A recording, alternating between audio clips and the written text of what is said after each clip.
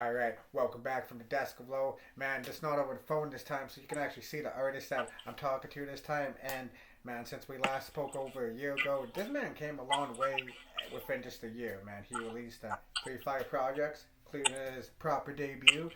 That debut fire, by the way. And he's killed in his features with some big name, well-known artists out there, right there. Avid Flu, right there. Man, I got Kaino, man, Eddie Kane, man, back on the show.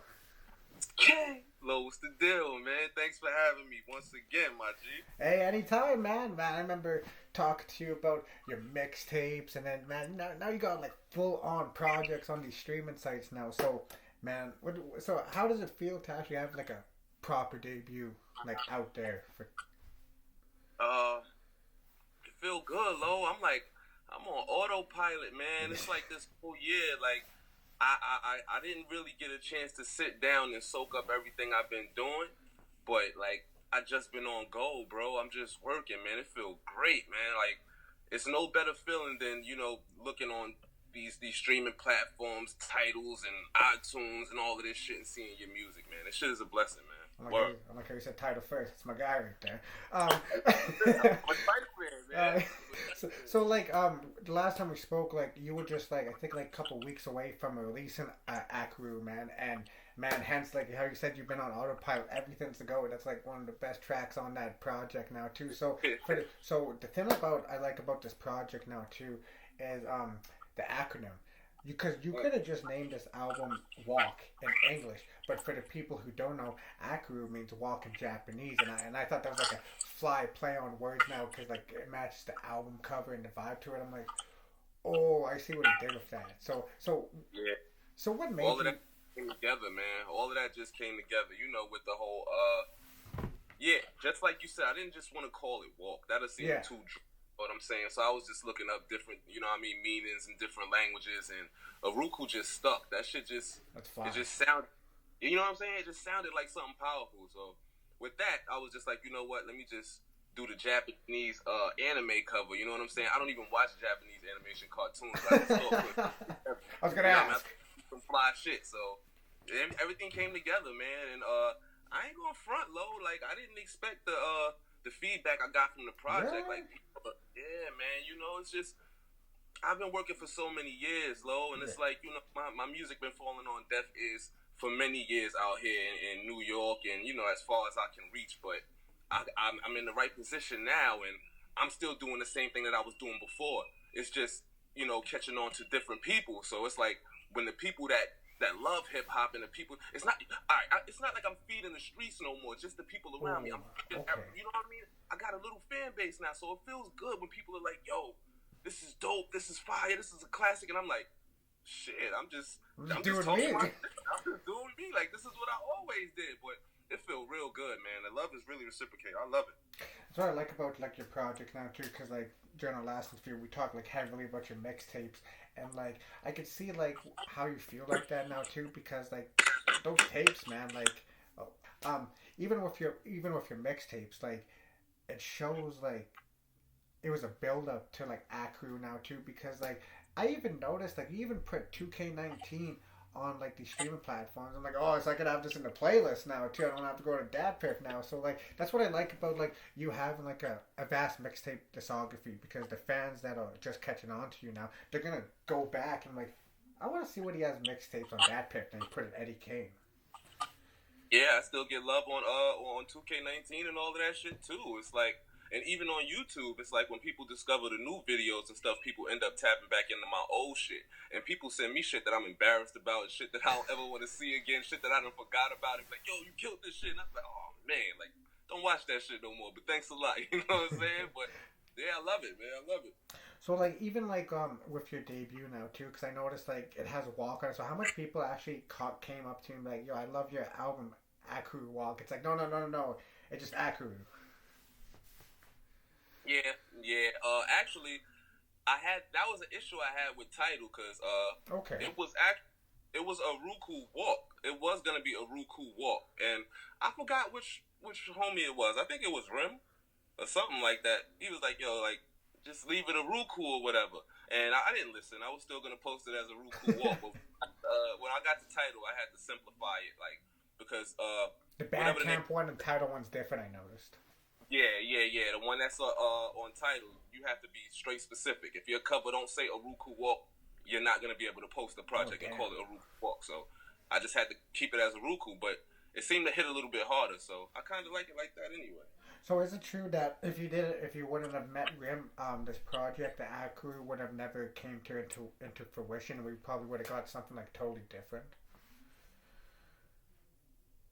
I can, yeah, to a certain extent, because like Rim gave me he gave me a good cosign, and a lot of the artists that's on the project I've met through Rim. You know what I'm saying? A lot of the producers I met through Rim, so you know what I'm saying? Rim basically threw me the alley-oop, and I was like, you know what? On 2K19 is when we did our first song, Overkill. You know what I'm saying? And from then on, I was running around with him, and, you know, I met some people. I started to do my own little networking, and he basically gave me the energy to keep going. Before 2K19, it was probably like a 2-year gap between me dropping projects. I was just done with it. You know what I'm saying? I was done with it. I wasn't really moving too much in the streets. I was, everybody already knew me in the streets as Eddie Kane, but I wasn't getting that extra boost. You know what I'm saying? Yeah, so that you can say. Yeah, me and Rim just matched, and now I got a whole new energy for this shit, Lo. It's crazy, yo, because I hear like you guys on the blogs now too, and like I see like Eddie Kane, Bub Rock, Rim, Ty Ferris, Rome Street, Spo, and it's like, yo, man, like these guys, like these guys are like incredible lyricists now too. So it's great to see like more people catching on and like actually like tapping in. It's like, yo, like where were these guys? Like they were here, but I think it has to do with this renaissance that we're in now too. Because like if you notice now, like there's not that much trap. Yeah, like it's nice to have like turn on music like that, but like right now, that's really not what's hot right now. Mm-hmm. Right.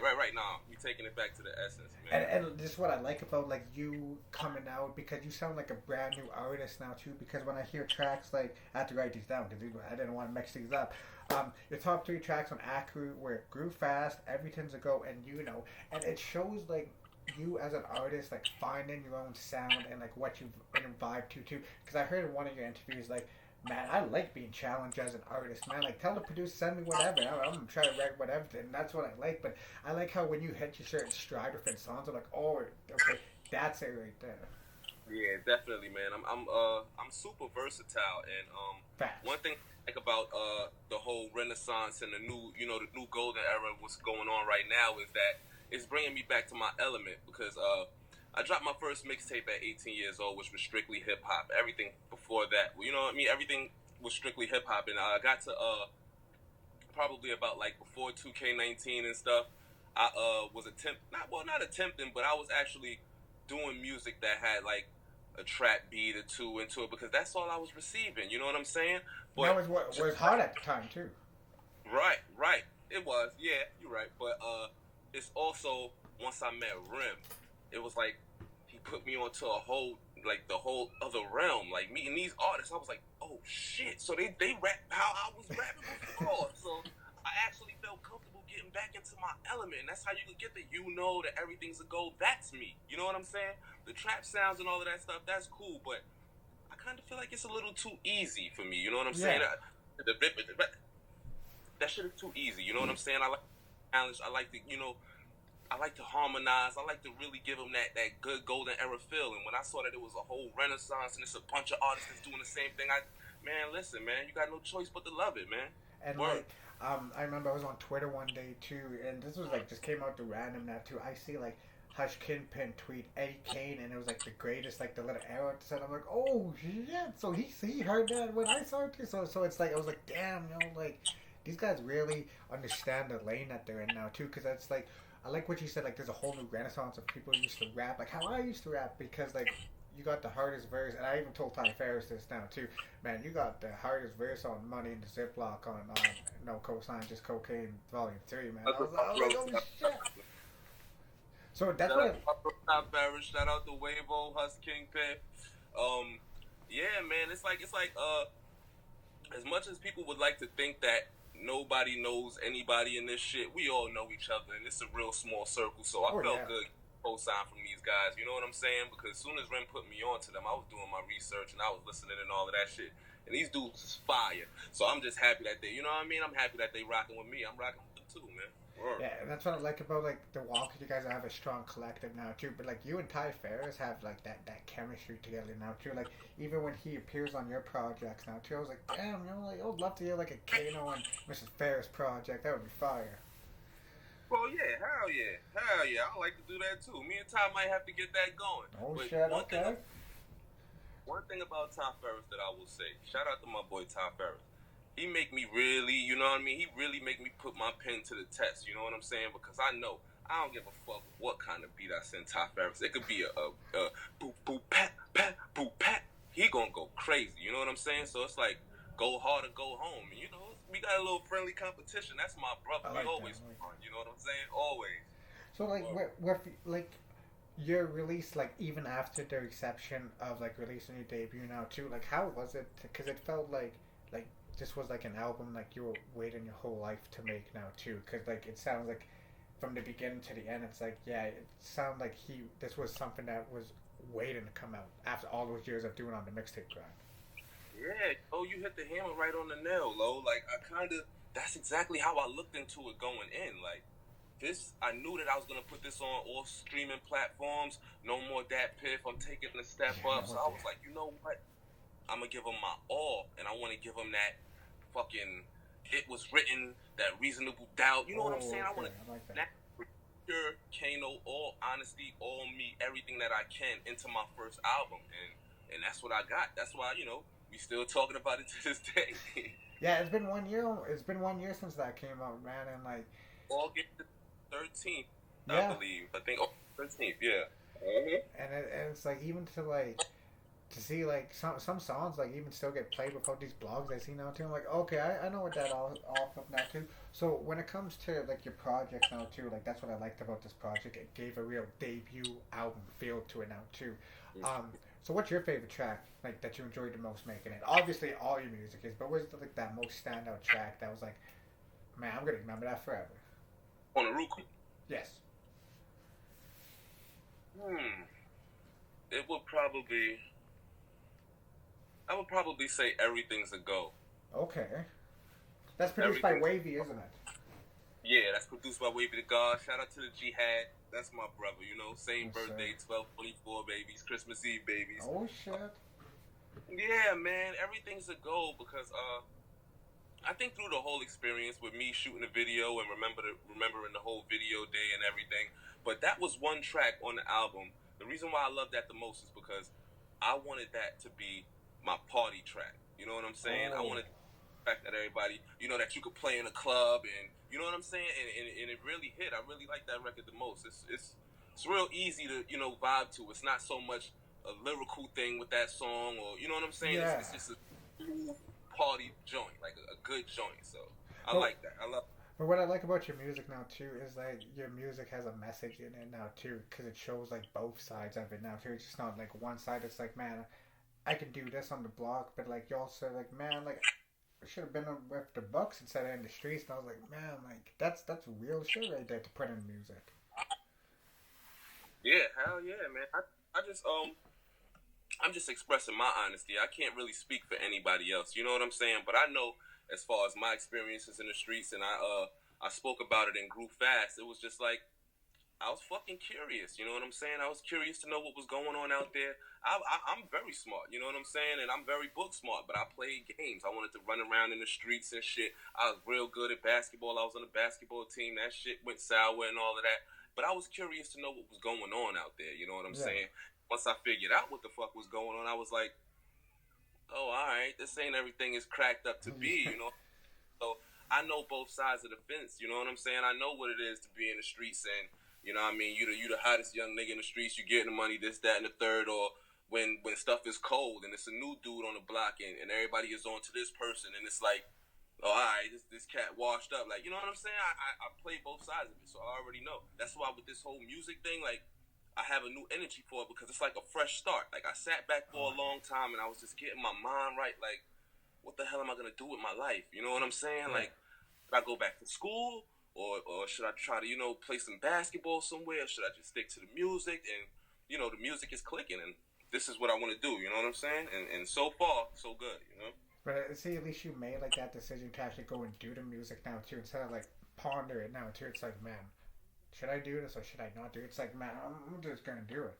So like that, yeah, that's what I like about it now too. And like, I can see like an artist like you, like, cause like I got an ear for collabs, and like when I hear like an Eddie Kane, I was like, I wonder how this guy would sound on a song of Freddie Gibbs, like produced maybe by like Harry Fraud or like by Alchemist or something like that. That was one of my favorite producers before I even stepped into the hip hop renaissance. Harry Fraud. Oh. I'm a big fan of French Montana, and I always noticed that. Place him, yo. He give him some of the best beats. So I was always a fan of Harry Fraud, and I fuck with Freddie Gibbs too. You know what I'm saying? And you're not the first person that said that. Somebody actually posted that on Twitter and added me and Freddie Gibbs. Like, okay, so they hear it too. Get Freddie, yeah. So you know, hopefully one day it'll come to fruition. I like how you said that. Now I never knew you're a huge, big French Montana fan now too. Cause like, man, those Harry Fraud beats, like, cause as French, like, you know, as he signed to Bad Boy, he kind of, you know, went mainstream. But if you know those like those Max B mixtapes with like French, it's like, oh yo, Harry. He does that with Currency. See, that's what I like about now too. Like he does that with Currency a lot now too. Like with the outrun. Another one of my favorite artists too, Lo. Currency. Really? Okay. Man, shout out to Spitter, man. Hopefully one day I get a track with Spitter too. Everything that drop, I'm on it. I gotta listen to Spitter, man. Okay, so see, that's what I like about, like, you know, Spitter's new work. Because when, you know, when I say Spitter, like, oh, I love his mixtape with DJ Drum. It's like, you know, he dropped like 30 other tapes like after that. Yeah, man. Yo, man. Him, yeah, he's one of the dudes that like inspire me to keep going. Like this guy, like, if you really pay attention to how consistent he is or how often he drop projects and fucking videos, he don't stop. You know what I'm saying? It's just a inspiration. You know what I'm saying, for an up and coming artist like me. So like with like that coming in now too, like did you, with like your second project produced by the Standouts, Nezzie start too? Did you know like this was gonna be like your second project, or like did you kind of have like the Legacy of Kaine first now too? Like we'll go with the order of the release. So like Nezzie started. Like did you know like that was gonna be your second project, or did you kind of hit this like inspirational stride now too? It's like, man, like I hit this stride with this one. Yeah, it was probably like an inspirational stride, and then at the same time, shout out to A.C. I was planning with the Standouts to drop a project with them anyway, and I felt like Aruku was good, and it was a good presentation for, you know, my first time coming. But I felt like Nezzie Star, I could use that as a chance to express who I really am and what I went through growing up. And Nezzie's my mom, you know what I'm saying? I dropped that on my mom's birthday, you know what I'm saying? And that was basically like a good project that I dedicated to her. But it was, yeah, it just all came together like that. As soon as me and A. and them started planning the project, it was just like, you know what? I want to dedicate a project to my mom, and not only that, I want to make that a very honest project and just, you know, tell them as much as I can about me, you know? But see, that's what I like about like your projects now too. Like you don't have to put on an Eddie Kane persona, because I told Bob Rock this too. Because when you are yourself, other people are gonna gravitate towards that now too. So that's why I think like a lot of these supporters gravitate towards you, because like, yo, I felt that. Yeah, that's why I'm so surprised, because it's like. Like, it's the same shit that I was doing when I was fucking 18, you know what I'm saying?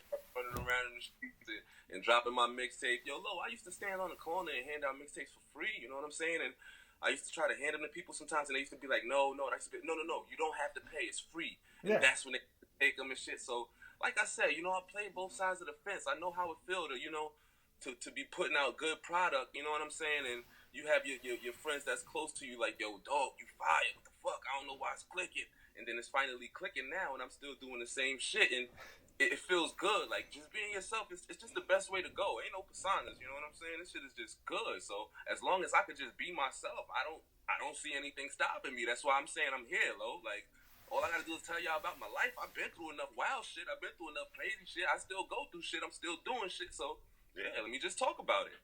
And like, and then the fans are just gonna gravitate towards even more, because it's like, yo, that just happened to me the other day. Yeah, man, I don't even, Lo, I can't even consider myself, I can't say fan. That's what's so crazy. I just say supporters, because it done been times when I was really, really down and out, and it's like, even people like it'd be certain people that message me and shit like, yo, I'm a fan of your music. I'm a fan. And I'd be like, what the fuck? Like, you know what I'm saying? Low, I'm still taking it in, man. This whole year was like a blur to me, man.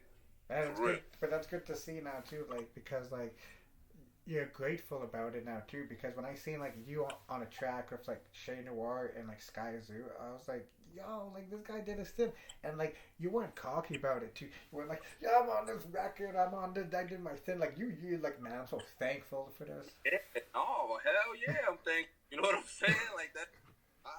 I've been listening to Sky Zoo before I, met him. You know what I'm saying? Salvation, like, oh my god.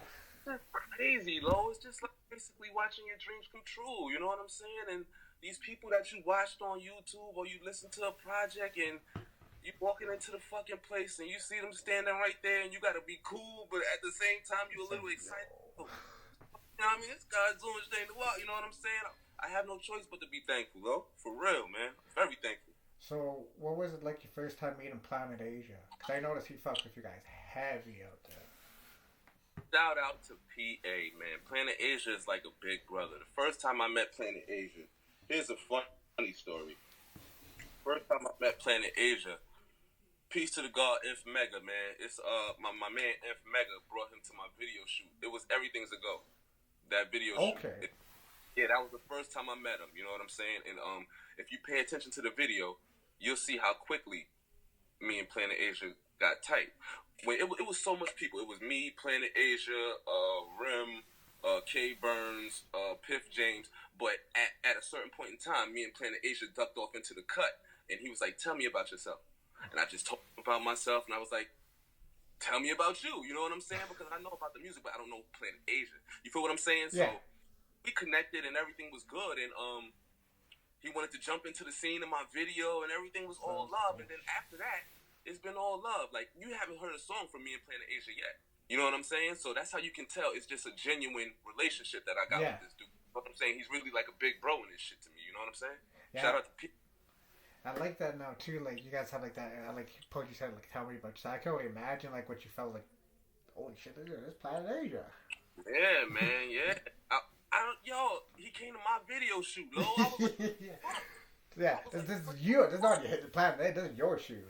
Yeah, that's what I'm saying. That's why I had to. I had to like talk to him and figure out what the. It's just like a dream come true, man. And all of these people are taking a liking to me, and these are people that I always liked from the rip. So yeah, hell yeah, man. Shout out to Planet Asia. I'm just happy everything is flowing the way it's flowing, Lo. Yeah, all right.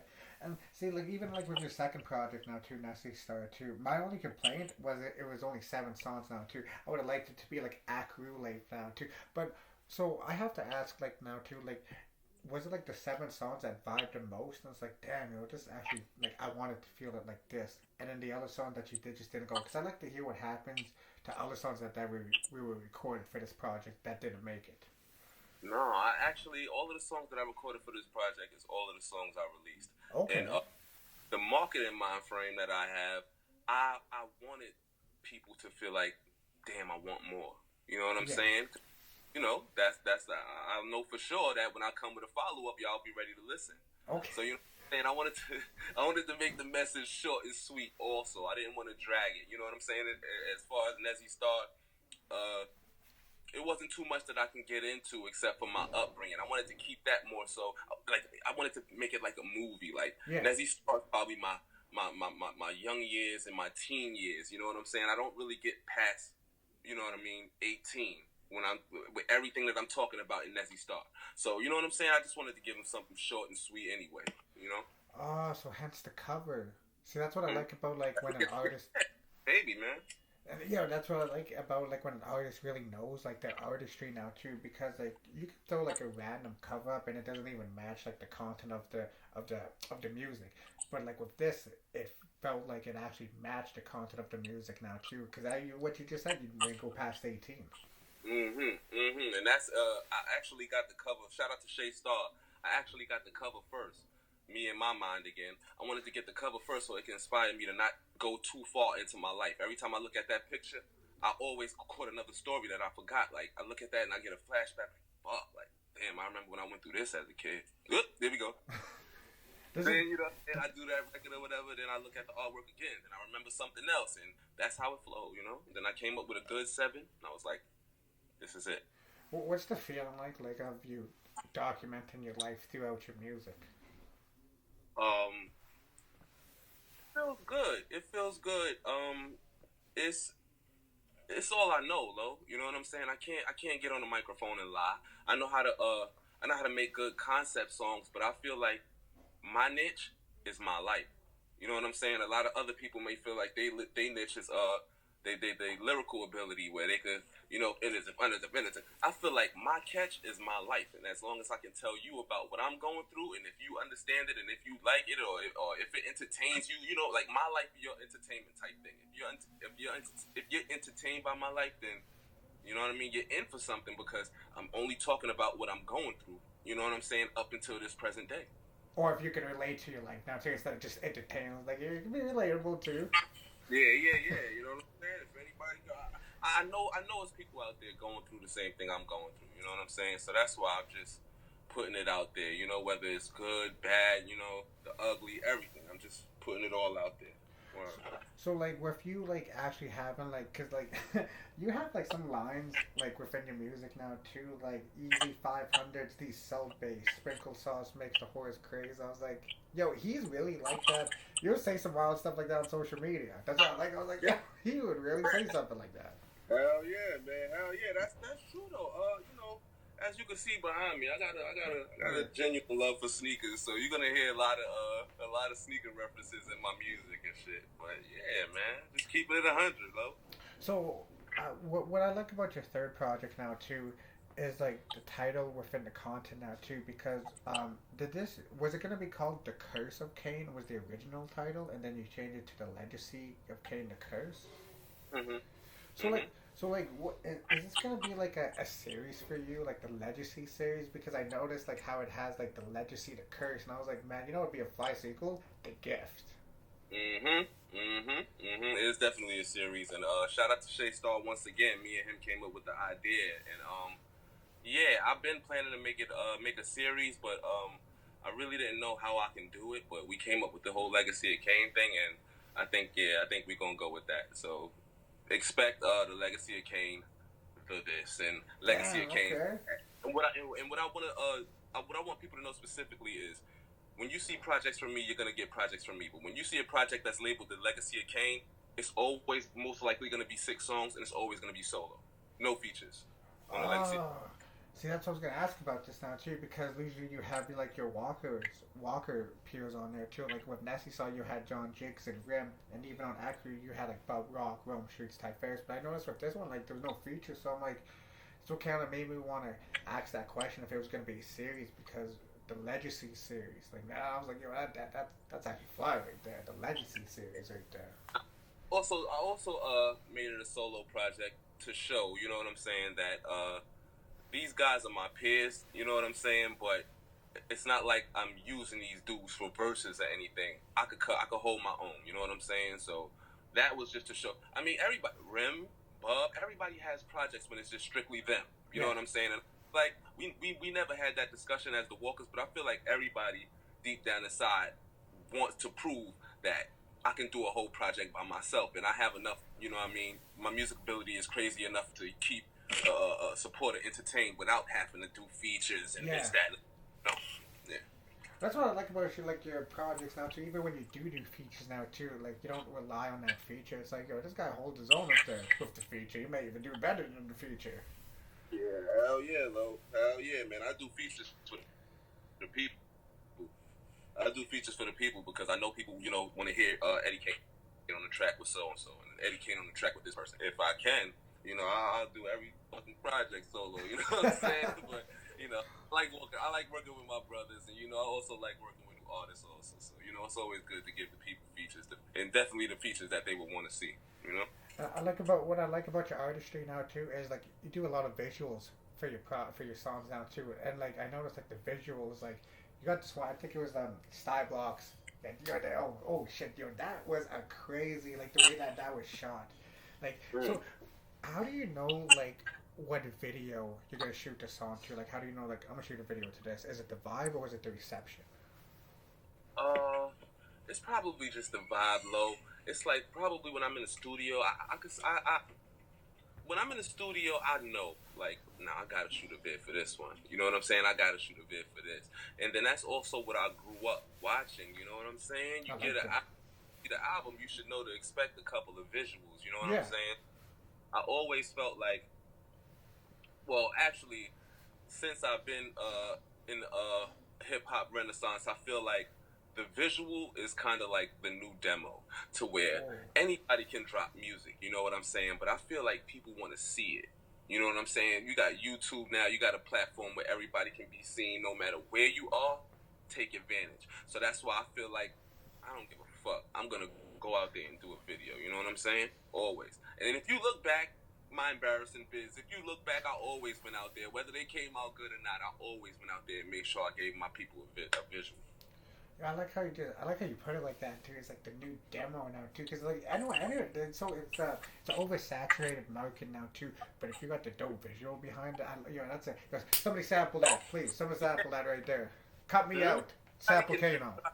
Yeah, anybody could just drop music, and a lot of days, there's a lot of artists that's like that don't do it with passion, and they don't really have genuine love for hip hop. So it's a lot of people who come and go thinking that they could just do one song and they're gonna be rich and have a Rollie and have a Rolls Royce and all that stuff. It don't work like that. So I feel like one of the main things that set me apart from other artists is that I go out there and shoot my visuals too, and I'm not just giving you music. You know what I'm saying? I'm letting you see it as well as hear it. That's what, yeah, and like even like when you see it now too, I think it gives like a more appreciation when you listen to it, just the audio now too, because it's like, damn, you see it, the video. Yeah, that's what it's about, man. That's what it's about. A lot of people these days are sitting in the house and with COVID going on and stuff. It's a lot going on in the world, so. One thing that I really plan on doing is just at least giving people a visual presentation of me, because it's like it's more than music now, and I feel like some of the music that I make, if it relates to people and if people gravitate to it the way they act, then you might want to see a visual. Maybe it'll make you feel better at home knowing that I'm going through the same thing that y'all are going through. You know what I'm saying? Like I don't got 100 bitches behind me. You know what I'm saying? I'm that's my life. You know what I'm saying? Yeah, but it's honesty within music now too, and like the thing I like about like you're on a lead single for like this complication. It has like I think like 36 artists and like 20 something producers of this underground renaissance, and like you're on the first single for this. So like, and there's a video for this. There's a DJ Premier played this.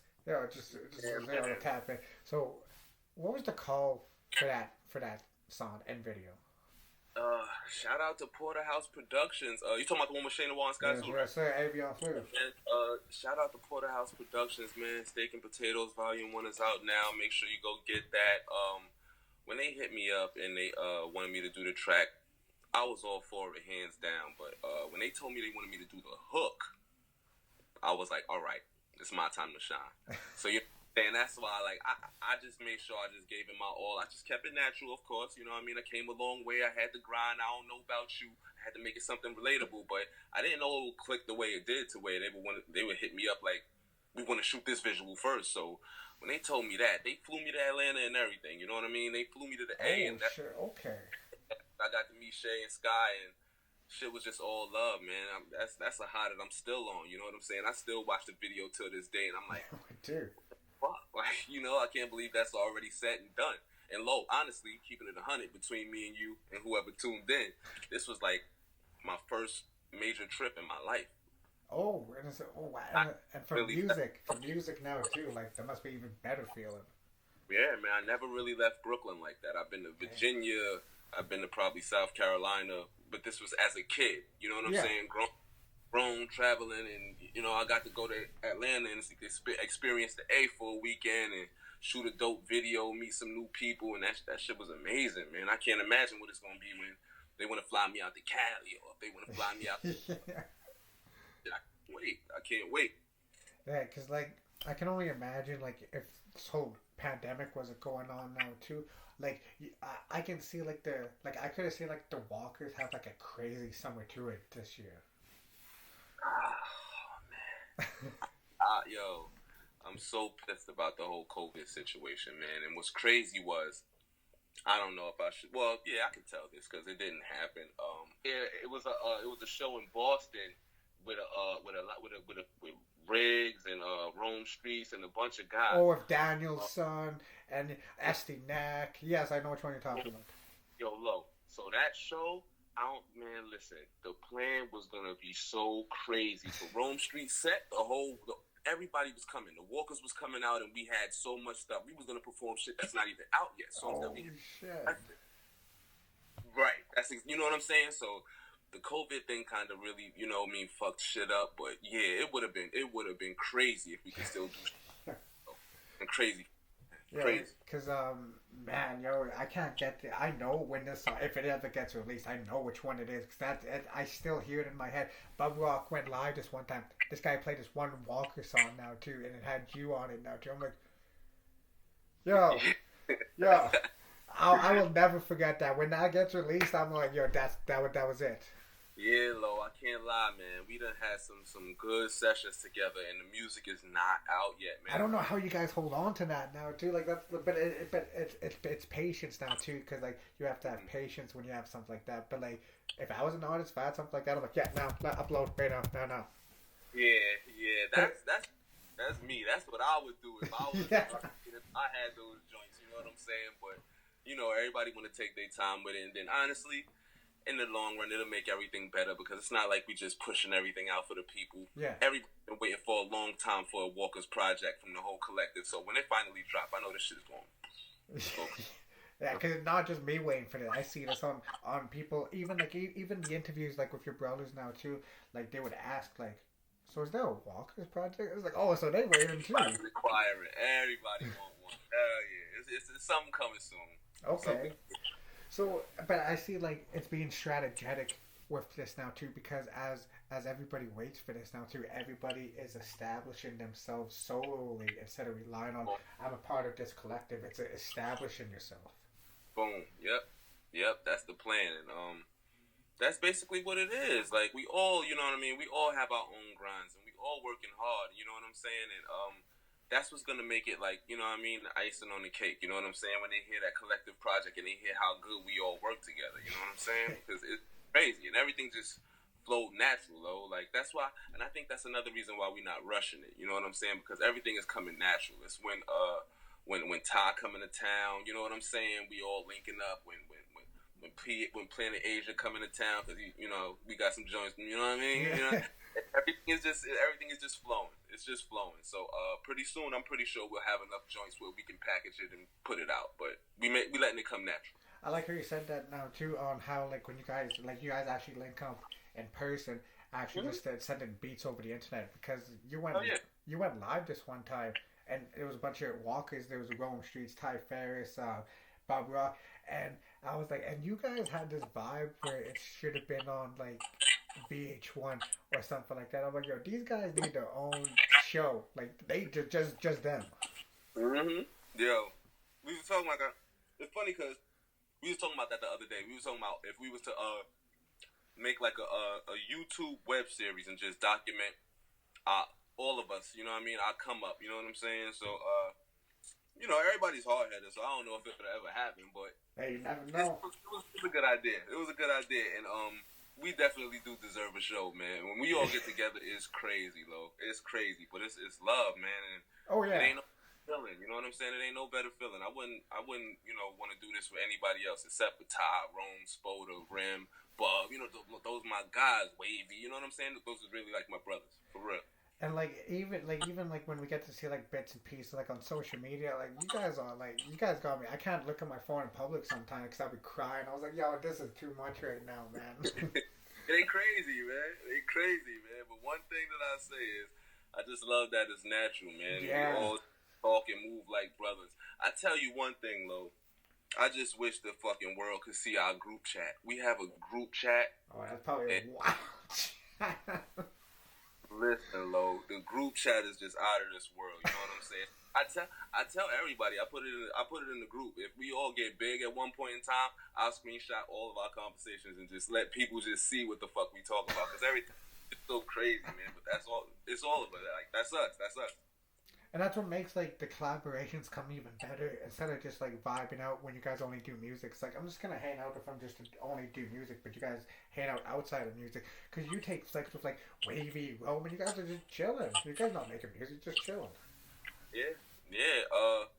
Because I feel like we're all naturally in sync because we all been through a lot in life. You know what I'm saying? To where I personally feel where you can tell when you're getting genuine. You know what I'm saying? And it's like everybody in our situation is genuine. You know what I'm saying? We all know personal things about each other. We all sat there and gave our all to each other. You know what I'm saying? As far as who were you and this and that and this, and then it's like, shit, I feel like I knew you like my whole life. You know what I'm saying? And that's how it is for everybody in the crew. It's like I talk to these guys more than I talk to people I grew up with. And these guys, give me like they give me love and they like treat me like we knew each other from yay high. And it's like, fuck, you can't fuck up a vibe like that. You know what I'm saying? You can't buy it either. Yeah, man, I love it, man. I love my situation. I love it. So, shout out to the Walkers, man, for real. Shout out to the Walkers, y'all just tapped in right now because this is gonna be crazy after this. When you're listening to your debut project now too, would you ever consider doing like a 5-year like live show? Like how Haus did like his anniversary show for like Reasonable Doubt with like the fly background and the audio thing. Would you ever do something like that for like your debut album for 5-10 years from now? Hell yeah. Okay, okay. Hell yeah, Aruku is like, yeah, man, hell yeah. Aruku's my first album, man. That's my baby. Like, I'll perform that shit until I'm 60 on some Rolling Stone shit. I don't even care. That's how much I love that album, man. For real. Yeah, because like it felt like with this album now too, like this wasn't gonna be an album that lasted like 2 to 3 months. Like this is gonna be one of those albums that last like to the test of time. Because nowadays music comes and it becomes so accessible that we don't cherish it as much as we should. But I felt like with this project now too, like people are actually cherishing now too, like the way it should be. Yeah, I really appreciate that. Like I really appreciate it because it's not like I can say that that's something that I can expect for people to do. I can't expect for people to want to take this project with them for a long time. You know what I'm saying? Like it could have been a hit and miss. Like you never know. But I just like the fact that it was all me and it was all honesty and people really fuck with it. So it was just like shit. Like I loved the way like it was reciprocated and people like told me like I had people tell me like it was a classic and shit. And I don't even like just keeping it 100 low. Like I feel like I'm still a student of the game. You know what I'm saying? Like it's hard for me to accept that somebody see my shit as a classic. Definitely when I'm just telling them about myself. You know what I'm saying? So it's like fuck it. If you like it, I love it. Like you know what I'm saying? See, I like that now. You didn't like just come up. It's like I'm already one classic in. It's like no, I'm still a student. I'm still learning. Yeah, hell yeah. That's how I see myself. I was just talking to Rim about that last night because me and Rim got something dope. You know what I mean? Something dope dropping soon, and he just hit me yesterday like, yo, you bodied this shit, bro, and bodied this and you bodied that and this and that. I'm like, yo, listen, I'm the newcomer here in the group with you, Ty, Rome. Like I feel like I'm still in the proving grounds. I feel like I gotta still, you know what I mean, show people that I can hold my own. So of course I'm gonna go hard and you know what I mean, put my best foot forward. So it's just all good, man. It's all good. Yeah, see, with that now too, like with your next project coming out now too, do you think like it will be like a full 14 or 18 song project now too? Because I like how nowadays like we get such short albums now too, but there's people out there who actually like those 14 listen albums now too. It's like that took me on a journey. Like that's what it did with Aruku. Like it took me on a journey. Mm-hmm. Yeah. So Nezzie Star and Legacy of Kaine is what I like to consider like my little, my little EPs. You would definitely be getting full length projects. I don't, you know what I mean. I don't plan on just dropping, 6, 7 track projects. Oh, I like how you put those like your little EP because an EP is like 9 or 7 songs, I believe now too. Mm-hmm. And I differentiate my product. My albums, it might take me a lot longer for you to get the next Aruku because it's real. You know what I'm saying? I like to sit, I like to think, I like to live, I like to experience different things. Right. And my EPs is more so if I can think in if it's something in particular that I want to talk about right now and I can put it into a good 6, 7 tracks, you know what I'm saying? Then boom, I'm gonna package that up and get it to the people and see how they like it. But my albums, every album that you get from Eddie Kane is always gonna be full length, 10 tracks or better. We're not half-assed. I like that. But like not to say the other ones are half-assed now too, because my only complaint was like, man, I wish these were longer, man, because I'm gonna play these 7 and 6 tracks. Yeah, of course. The EPs is just like my little gifts to the people. You know what I'm saying? Because it's not that much things that's really out yet, but I'm working on a lot of stuff. You know what I'm saying? So me giving the Legacy of Kaine, giving that to the people in the middle of a lot of things that I got going on now, that was just like my thank you for everybody rocking with me and giving them reassurance that, you know what I mean, like we going crazy, like the bars is there, we not stopping, you know what I'm saying, we on go. This is just a little something to keep you there for a second. Don't worry, we got more crazy shit coming soon. So but it also showcases like your talent as an artist now too, like within these little EPs that you put out now too, because it's like we may not get a full length project, but this is still a body of work that you can listen to. Yeah, definitely. Little classics. Yeah, I like that. And if anyone uses that, Kano said it first. I'll throw that out there. So I won't take up most of your time, Kano. I gotta ask, who's your favorite producer that you like working with the most? Because everyone has like that one certain producer. It's like that's my Alchemist. So who's your Alchemist? I would have to say my brother Crazy Wavy, man. You know what I'm saying? Yeah, okay. The way we connect,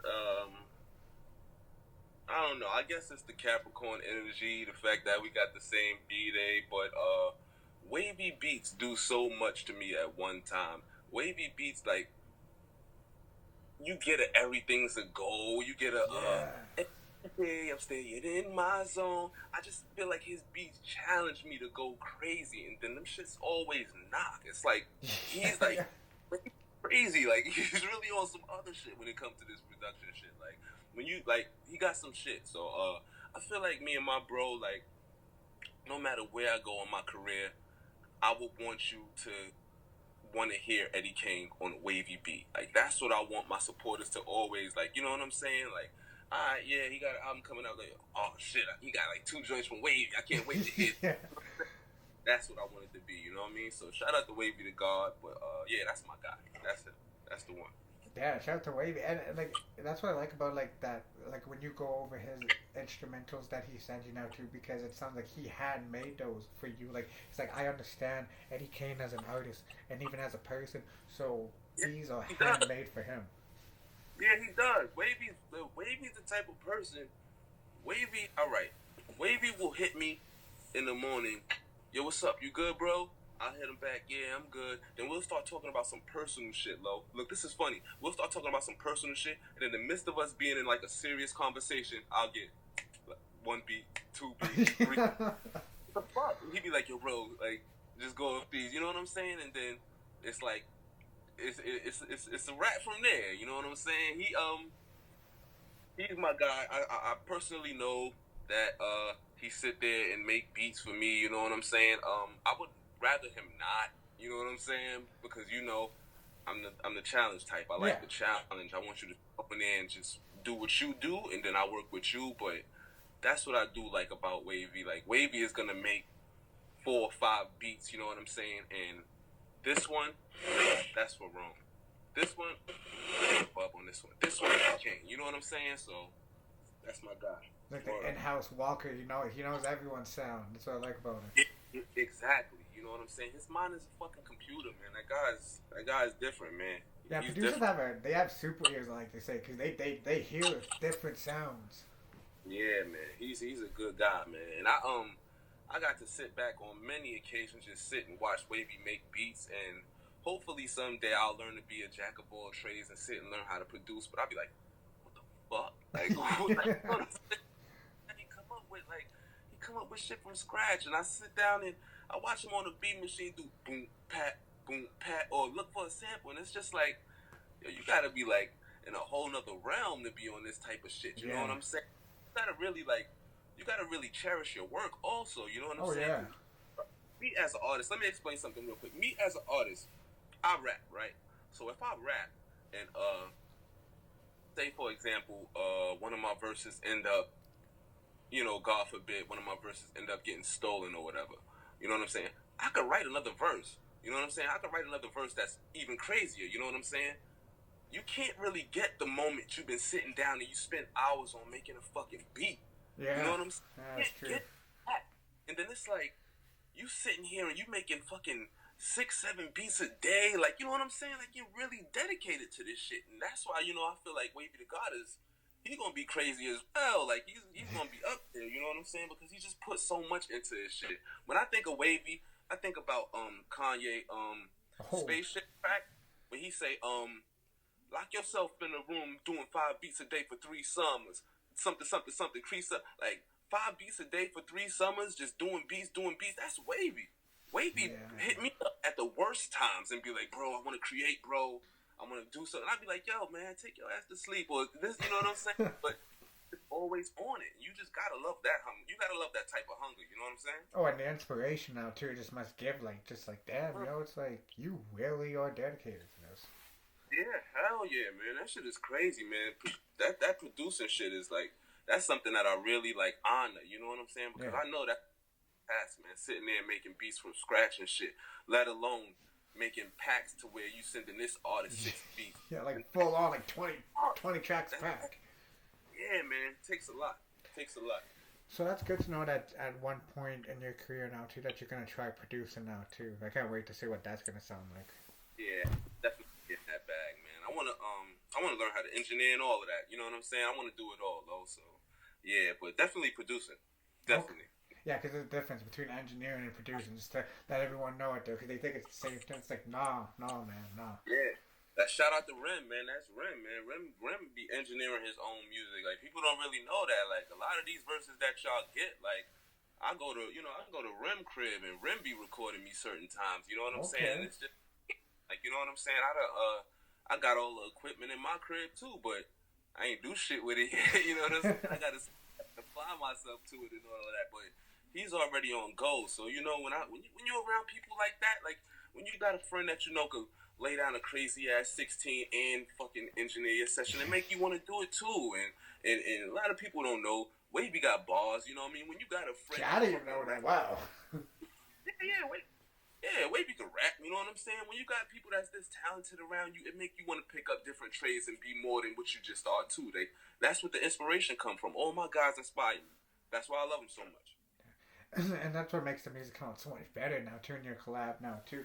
So with your Legacy series that you have and that you know that you're going to stick with that now too, did you always know that you were going to do like a series within your career? Because you know how like Dwayne has like the Drought series, or like Fabulous has like the There's No Competition series. Are you going to treat like these series like that because it's something that you always wanted to do? Yeah, I always did, and the funniest thing about it is, excuse me, I could never find I never found a good title that I thought could make a good series before Legacy of Kaine. You know what I'm saying? So it took me a long time to really get that together, but now that I finally got it, yeah, because I'm the type of person that gets excited when I see a 3 next to a title or 4. So I would love to you know what I'm saying? It builds up. So I would love to keep giving people a Legacy of Kaine projects. Give them that same feeling that you got when you see like the second installment now too. It's like okay. So this is what we can expect. Facts. Okay. Facts. Man, just to see like you're gonna join Sky Zoo, man. You killing it with like your solo career, man. I see people all over the vlogs, man. Yeah. So the best is yet to come, man. The next time you get a full-length Eddie Kane album will probably be. This is how backed up I am with work that's about to come soon. Okay. It will probably be. I would try just putting it out there for the desk of low. I would try to put the next Eddie Kane full-length album out probably by next August. I would try to, like, you know what I mean, like the same time I dropped Aruku, but so much crazy shit is about to drop. You know what I mean? And I'm so thankful for the opportunities that people give me, and I'm not turning anything down. You know what I'm saying? So if there's any artist that's even watching this right now, holla at your boy. I haven't been turning anything down. You want a verse? You want to do a little project? You want to do this? Let's get it. Let's get to it. I'm here to work. You know what I'm saying? And I got enough going on in my life that I can talk about it. You know what I'm saying? So I'm gonna just throw this out there now too, because I know this producer, he's a legend, but this producer will go work with the most underground artist and treat him like that artist was like a Biggie or like a Fat Joe. So, man, I would love. I'm just throw this in the universe, man. Maybe one day we could see like a Buck Wild and Eddie Kane project. Yeah, shout out to Buck Wild. Yeah, he real good with my bros, man. Hopefully one day soon. You know what I mean? Hopefully someday soon we can get a Buck Wild project. Yeah. But, yeah, man. Yeah. Damn, Lo. I want to let the cat out the bag, but I can't, man. Shit, okay. Got some good shit coming soon. But here's something dope. You know what I'm saying? Here's something dope that I will tell y'all guys. I don't know when you're gonna drop this, Low, but a week from now. A week from now. A week from now? Yes. All right. So a week from now, something to be out already. Shit. Okay. That's what I'm gonna say. And shout out to the Walkers. You know what I'm saying? Shit is crazy. Something to be out by the time this interview drop. It'll be out. Oh shit! Okay, so y'all just gonna give the promo too. So when you watch this part, y'all know what we're talking about now too. Yeah. What I like about now too, like we talked about this last time now too, but you really updated now too. Like you know your website and what that means to you now too. So have you ever thought about doing like a Eddie Kane, just you, like a docu-series, like the making of Aruku 2, or like the making of Aruku 1, or the making of Nezzie stuff, or just that everyday life of Kano? You know what's crazy, though? I didn't think about that, but that's a very good idea, because this is it's a lot of shit that I deleted off of my YouTube channel that when I was 18 and I was 19, I was doing these things. You know what I'm saying? I was documenting a lot of the things that I was going through and all of that stuff. So it's like, after meeting Rim and getting into the this new golden era that we're in, it's like I didn't really think about it. I was so much built on just releasing work and just being that artist that I wasn't thinking so much about documenting the personal side of it. But that is a good idea, and that's probably something that I'll take into consideration. I'll do that because, I have people around me that'll definitely hold the camera while I go through bullshit. Yeah. but it Yeah, shows but it will also show like your journey now too. Like that's what I like about when an artist documents themselves like that. It's like, damn, like he was here, now he's there. Yeah, you're right. It's funny because I didn't, when I didn't have the support system that I have now, I was so bent on showing people, how hard it is to, for an up and coming artist, and I kind of fell off that. I'm gonna get back to that. So for the hardcore Eddie Kane fans out there, because there's some hardcore Eddie Kane fans out there I see, what's the best way to support an Eddie Kane? Is it through your Bandcamp or is it through your website? Repeat that, Lo? I didn't hear you. What's the best way for them to support you? Is it through your Bandcamp or is it through your website? The music is always going to be on Bandcamp. You know what I'm saying? Okay. But go to the website. If you want to know about anything Eddie Kane, just go to the website. My mixtape from when I was 18 years old is up there. As y'all can see on the screen?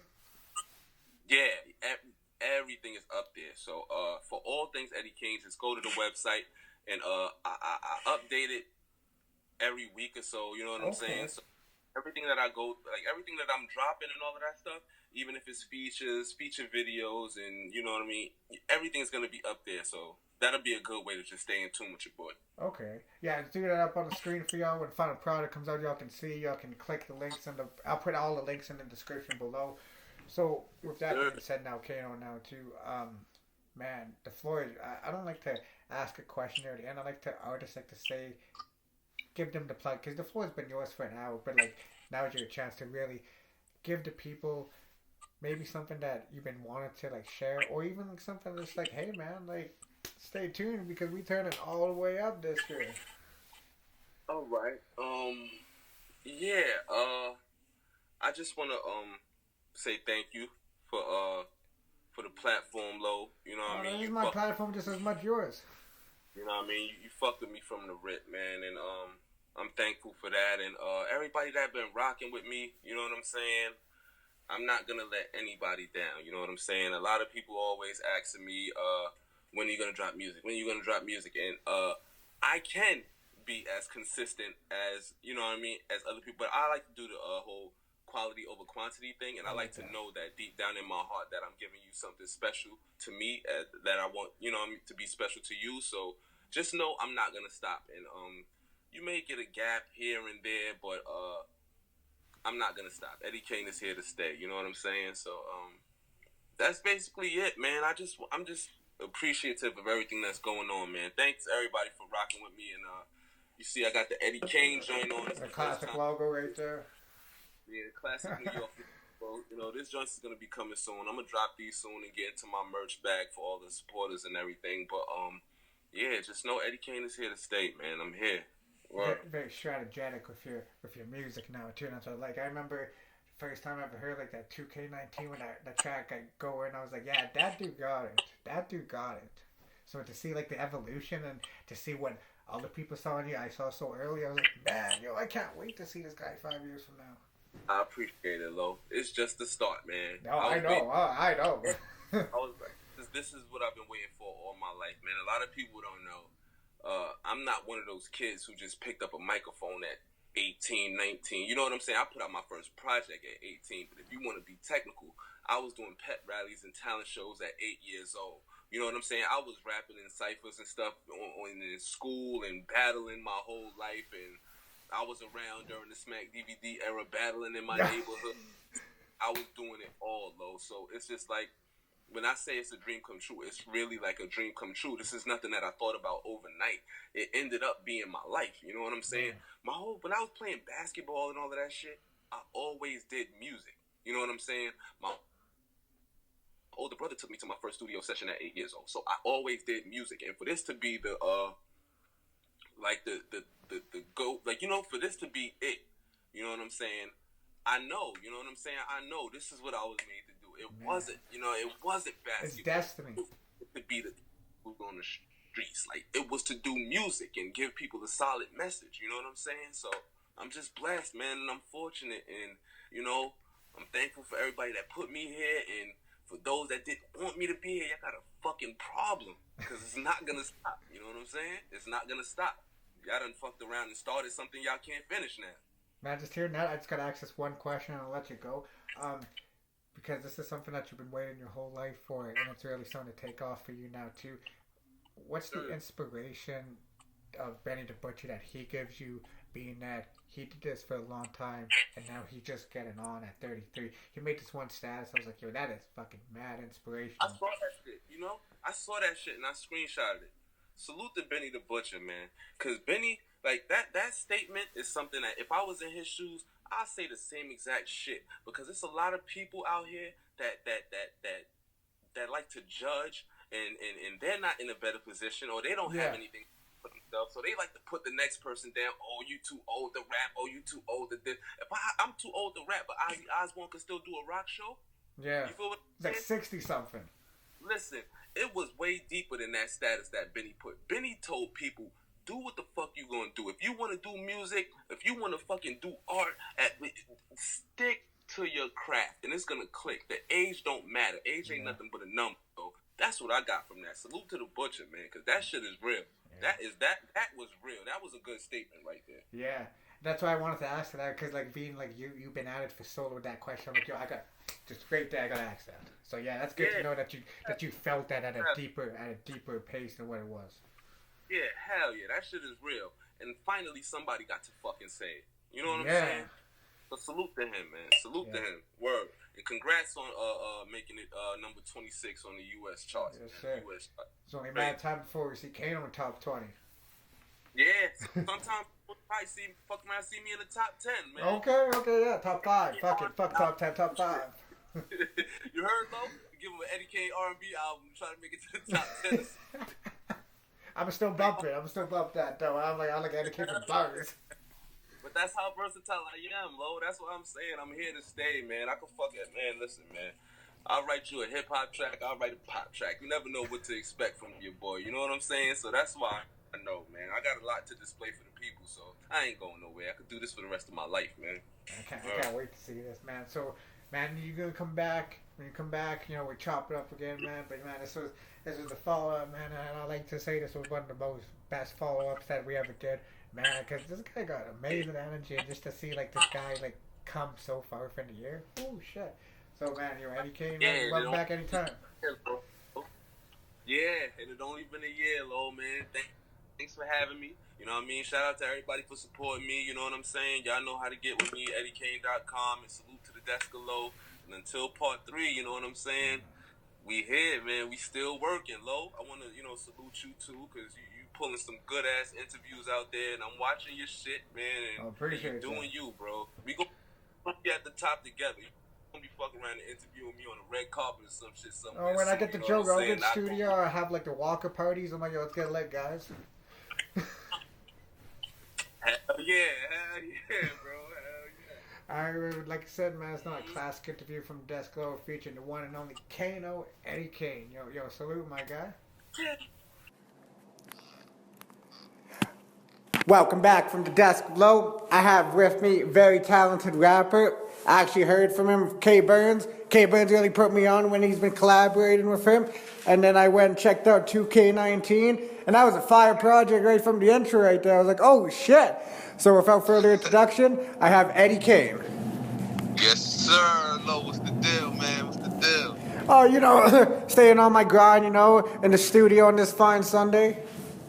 Hell yeah, same shit here. I'm over here at my spot, poured up, got my smoke. I'm cooking up some shit right now, man. As I like to hear. So let's get this interview nice and started straight, sir.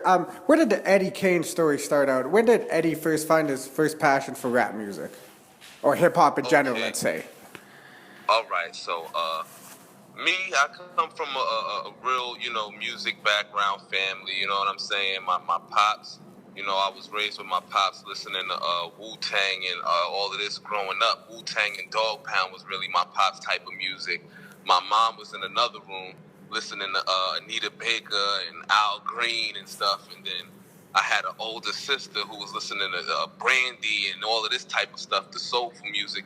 Then I also had an older brother who was listening to CNN, Royal Flush, Big Noise, Mobb Deep. So I kind of feel like at a young age, I was like exposed to music fast. Every room I walk into in my house, it's different. You know what I mean? It's a different type of sound blasting. So I kind of feel that's where I really got my love for music at 8 years old. When all these other kids wanted toys and all of this shit for Christmas, I asked my moms for a cassette. You know what I'm saying? That's when Walkmans was hot and stuff. And I asked my moms for a cassette. And I wanted Bone Thugs and Harmony, East 1999, which is just still my favorite group to this day. You know what I'm saying? So just being exposed to music early just wanted me to, like, every time I heard a type of, like, I heard a sound that, like, caught me, I was just like, shit, I want to do that. You know what I'm saying? I want to do that. I had my first studio session at 9 years old, you know what I'm saying, running around behind my brother and shit. I kind of always had that drive and that push to want to be a musician, Yeah, because you're exposed to music at a very early age, so it's going to resonate with you. I like how you said like you got put onto like Mobb Deep, Royal Flush at a young age too, because most people they wouldn't find that until like the later teen years. I won't front. When I was 8 years old, I was still fucking with toys and stuff like that. But like, as you get older, you get more of appreciation for music. So like, I'm curious too. As you got older too, did you start understanding like the lyricalism more when you're listening to like the War Report and like Group Home? Yeah. So when my brother was back and forth in school as I became, as I grew older and I was a teenager and all of that stuff. So his thing was he had these big ass CD books. Remember back in the day the CD books when you just collect all your CDs, and he used to bring his CD books up. Every vacation he got from school, and what I would do is I would just sit there like damn near the whole day and just go through different albums and stuff. So I listened to a lot of the music growing up, but I also went back, like, through the years to listen to these albums myself. Like, these are the songs that I remember my brother playing, but let me listen to it. Let me see what's going on and stuff. So, that's really how, I really just, the old school hip-hop was always my thing. I always, listened back and, Did you have a particular album that you grew very fond of, like, that you just couldn't stop listening to? It's like, yo, I don't know what this is, but this is fire. It's funny that you mentioned War Report, because that was one of the specific albums like that to this day I can still listen to from the first track to the last just because I heard it growing up. Like T.O.N.Y. like fuck, like that's one of that's like my top 10 songs, you know what I'm saying? Like period. I'm a big Capone Noriega fan. Hell yeah, just off the strength of my brother and listening to that shit growing up. Word. Okay, yeah, that War Report is classic. I still be listening to that too. I still wish they would have had Busta Rhymes' verse on Driver's Seat. Yeah, on Driver's Seat, man. Hell yeah. Did anybody ever like leak that verse or anything? I think it's on a DJ Clue mixtape, because I remember when I was going through my mixtape phase, I went and downloaded like old DJ Clue tapes, but the sound quality was horrible. So I think some DJ Clue leaked it in the 90s, but I could be mistaken, because those Clue tapes had no track listing on Dat Piff. Yeah.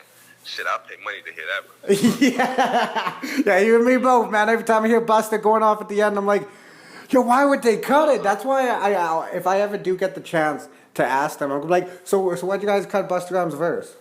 Right, hell yeah. I think Busta Rhymes had a verse on Victory also, right? Yeah, he did actually. Wow. Oh, okay. So you're very New York orientated too, so I'm guessing you're definitely born and raised in New York. Yeah, born and raised in Bed-Stuy, Brooklyn, man. Hell Bed-Stuy, okay. Yeah. So what's how was high school for you coming up in Bed-Stuy, Brooklyn? I was curious about that. High school. I was a problem child. I was really a problem child. High school was a very wild experience. This is when I first learned in New York City schools that after third period in high schools, you can leave if you want. You don't have to stay in school. So, I wasn't really too good in school. I went there. I was supposed to play ball, and then I got into high school, and I started smoking, and then the girls and shit, and yeah. That's usually where it starts. Huh? That's usually where it starts, high school. Yeah, definitely. So I had. It took me a long time to actually get my diploma. I had what people would call the super senior year, when I was actually like a grown man in that shit. But, I did what I had to do, and I made sure I got my diploma to get up out of there, though. But yeah, it was very topsy-turvy with me in high school. Sometimes I was there, sometimes I really wasn't. Oh, yeah, but let me make one thing clear. I always wrote music. This is one thing, I don't encourage this to any kids, but this is one thing that I think got me through majority of these classes. So what I used to do is, when I sit in class and I bring my book and I whip my book out, I was writing rhymes. The whole class, majority of the classes that I was in, so it would actually look like I was doing the work. So I kind of got a pass with certain, until it was test time and then I failed the shit, they kind of was thinking that I was really doing my work and focused at times. It's like, I got some fire bars, but you guys don't know that. Yeah, exactly, yeah. What y'all doing will pay off, but what I'm doing will really pay off. So like, I was curious too, did you grow up with K Burns and stuff, like, because you guys are from Brooklyn, or did you guys meet later on when you started getting into the music? Yeah, well, me and K Burns, this is a funny story, and he'll tell you the same exact story. me and K Burns have a lot of mutual people that we know. We also grew up in the same neighborhoods, but me and K Burns never met until the end of 2018. Oh, damn. It's crazy. Yeah, and we actually met through Rim the Villain, through Rim. Me and Rim are very close, and him and Bernie is very close. So one day he was just like, yo, I'm performing at this show. Come to the show and check me out. This is Rim. And I was like, okay, cool, no problem. So me and my dog passed through. And what Rim didn't tell me was it was K Burns' new Golden Era show for his birthday. So we was chilling outside. I was outside smoking a blunt before the show or whatever. And K Burns made sure he made his presence known. He came to me, yo, what's going on? What's your name? I'm like, yo, I'm Eddie Kane, this, that, and the third. He's like, yo, I'm K Burns. This is my birthday party. You here for anybody? I'm like, yeah, I'm waiting to see Rim. But, you know, after that, it was basically history. And we all got up to do the no comp joint, me, Rim, and K Burns. I was about to bring that up. Yes, sir. We began talking. Yeah, we began talking about people we know, and it come to find out K Burns' fucking brother was like my best friend growing up. So we were actually a lot closer in each other's circles and didn't even know it the whole time. And then as soon as when you guys started like doing music, it's something like an unwritten prophecy how you guys collaborated in the future. Yeah, it was crazy. It was crazy how that play came together. And I wasn't even supposed to be on the No Comp song. It was actually supposed to be Rim, K Burns, and another artist. But yeah, it's short notice. Rim was like, yo, you got a verse for this? I was like, hell yeah. Yeah. But, you know what I'm saying? I got to get on this shit. I'm like, hell yeah, I got a verse. And then I asked him, I'm like, you guys got a hook? He was like, nah, we don't really got no hook yet. You got one? And that's where I came up with the, we walk the walk, we don't got to talk. You know what I'm saying? Oh, okay. Yeah, I was going to say, that's the part that stood out from that song, too. That's why I fucked with it. I'm like, damn, yo, like, and I'll keep it a buck. Oh, sorry, like the Beloved Fleet said, I got to keep it a mill. Rem's been coming up frequently on my show, too. So I was wondering if you could put me on to Rem because I only heard of him like bits and pieces from other artists who I interviewed, but I never really asked like who is Rem. So since you have a good relationship with him, maybe you can break down who Rem is. Yeah, hell yeah, that's my brother, man. All right, so Rem the Villain. There's this group called The Villains that was like really killing shit, you know what I'm saying? These were Sean Price's, you know what I mean, proteges. They was, you know what I mean, next up to bat from Sean Price and the whole Ruck Down, Duck Down movement. And they were working pretty hard, and then, you know, the unfortunate, you know what I mean, incident that happened, you know, rest in peace, Sean Price, you know what I'm saying? Yes, sir, R.I.P. Yeah, R.I.P. He passed away, you know what I'm saying? And things kind of, you know, was a little topsy-turvy for them. And, you know, Rim can tell you better than I can tell you. I'll make sure I'll put that relationship together. But Rim, he just kept going, you know, and he kept doing what he do. He actually stumbled upon my video through, you know, online, and he shared my video. And it's crazy. With Rim, we also have mutual people. Like, we have mutual people that were hanging with each other, and I have people that was hanging with his people, but I never met him. So, you know, me and him came together, and we formed a good bond, and that's where we at today. But yeah, he been getting his feet dirty. He been doing a lot of work. I'll make sure I'll put you on the Rim so he can tell you his story himself. Man, he got one. He got a serious story. Oh right, yeah, because that's what I love about hearing like other artists connected. Because like that's so I find a lot of artists too. Because if I like a certain artist and if they work with somebody, I'm gonna check out what they had too. Like, because I'll give everybody a fair shot. I won't lie on that too. And when I was getting into Eddie Kane, I was like, damn, yo. I really wish that 2K19 was on Tidal, man. I like to have that on the playlist. So as we get into that too, I just want to make this clear: is 2K19 your first official project that you actually decided to push, or is there other Eddie Kane projects that are out there? Yeah, there's many other Eddie Kane projects that are out. I was using datpiff.com since probably the age of 18, so I think I have about, if you type in Eddie Kane if you type in Eddie Kane in the search criteria, I think I have probably about 9 mixtapes on datpiff.com. Oh, jeez. Yeah, man, I've been working for a long time, bro. But I put the most money behind 2K19, so I'm guessing that's the reason why this project is getting more, you know what I'm saying? More attention. Exactly.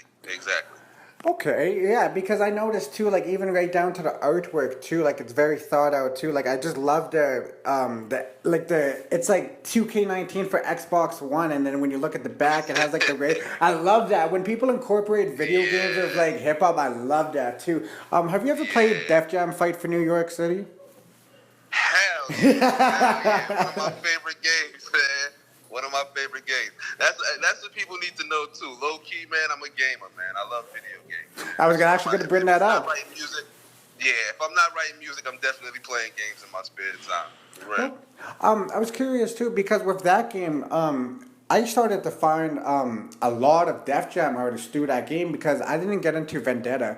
It wasn't until Fight for New York when I actually seen like Busta Rhymes and Method Man and Snoop Dogg. Freeway. Oh, yeah. Joe Budden, Eric Sermon. Oh, come on. Yeah, that's amazing, man.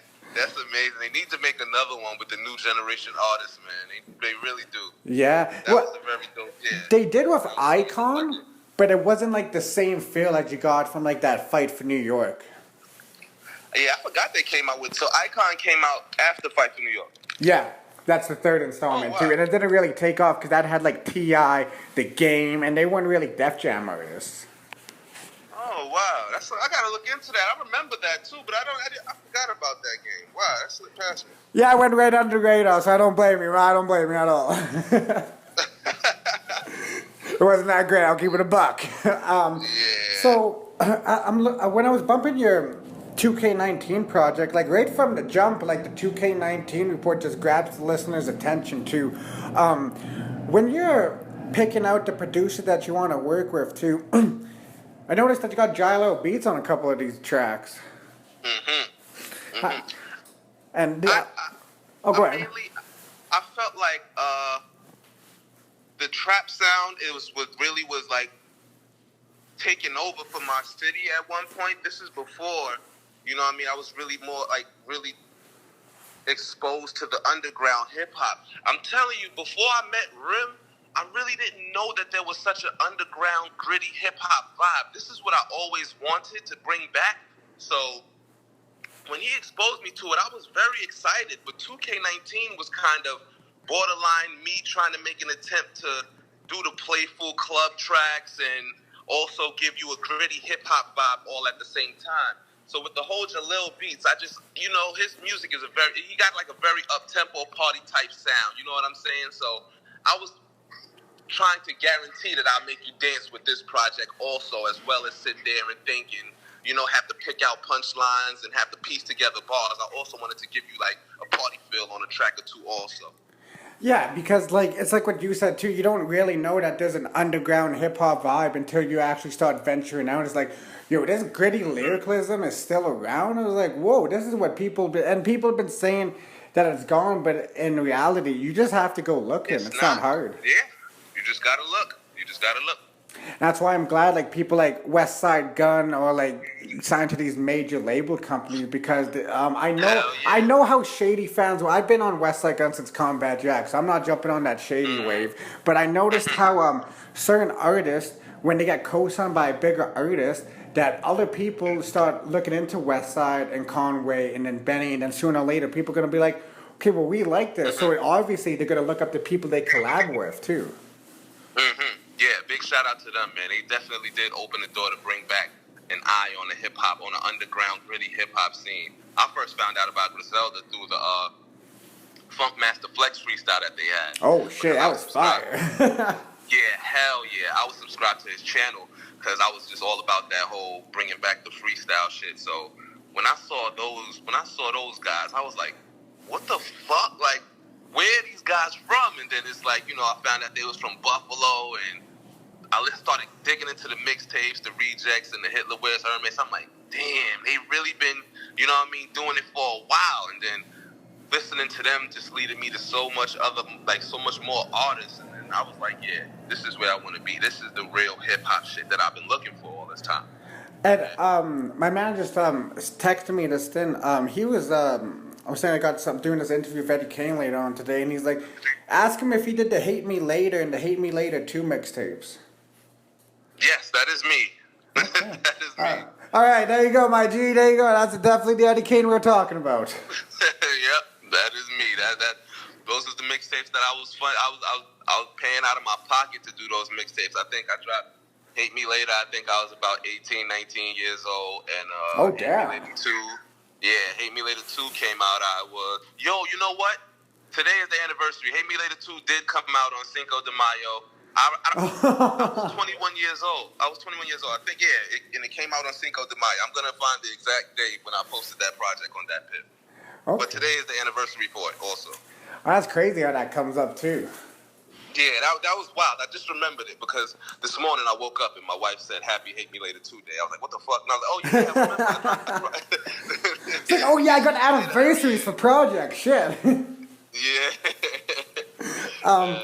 So when you were, this is another thing that grabs me too, is your stage name logo too. Like, I just love the way it looks. It reminds me like a basketball logo. Like, I forget which team it reminds me of. Though, New York Knicks. Yes, sir. Yes. See, I'm not big into basketball, so I'll keep it a buck. Yeah, I am. Man, I have a track coming out on my new mixtape called Aruku.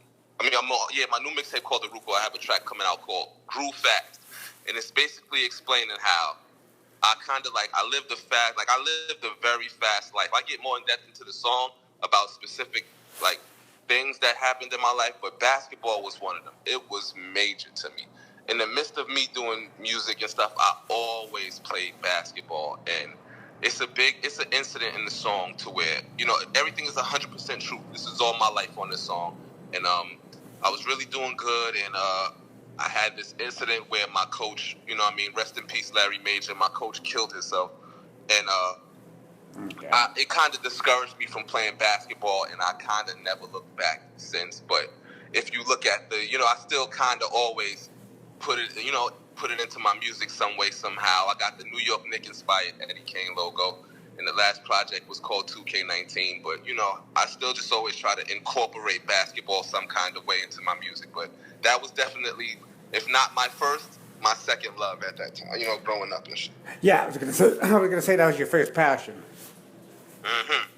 Okay. See now that that's why I love an artist through interviews too, because it gives the listeners more appreciation for the art too. Because when you were playing around looking for the logo for Eddie Kane too, did you have to play around with a bunch of different logos, and did somebody nail that, or did you nail it on the first time?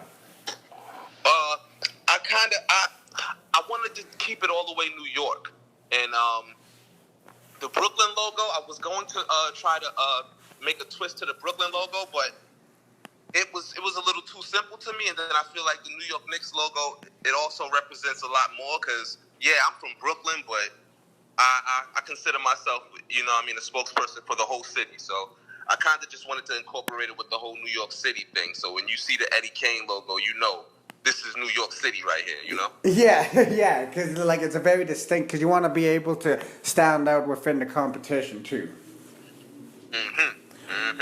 So I was curious too about a lot of things that grab a listener's attention is the cover art too. Now, like I said, when I seen that you incorporated the Xbox One thing, I'm like, okay, well he definitely loves this game and stuff.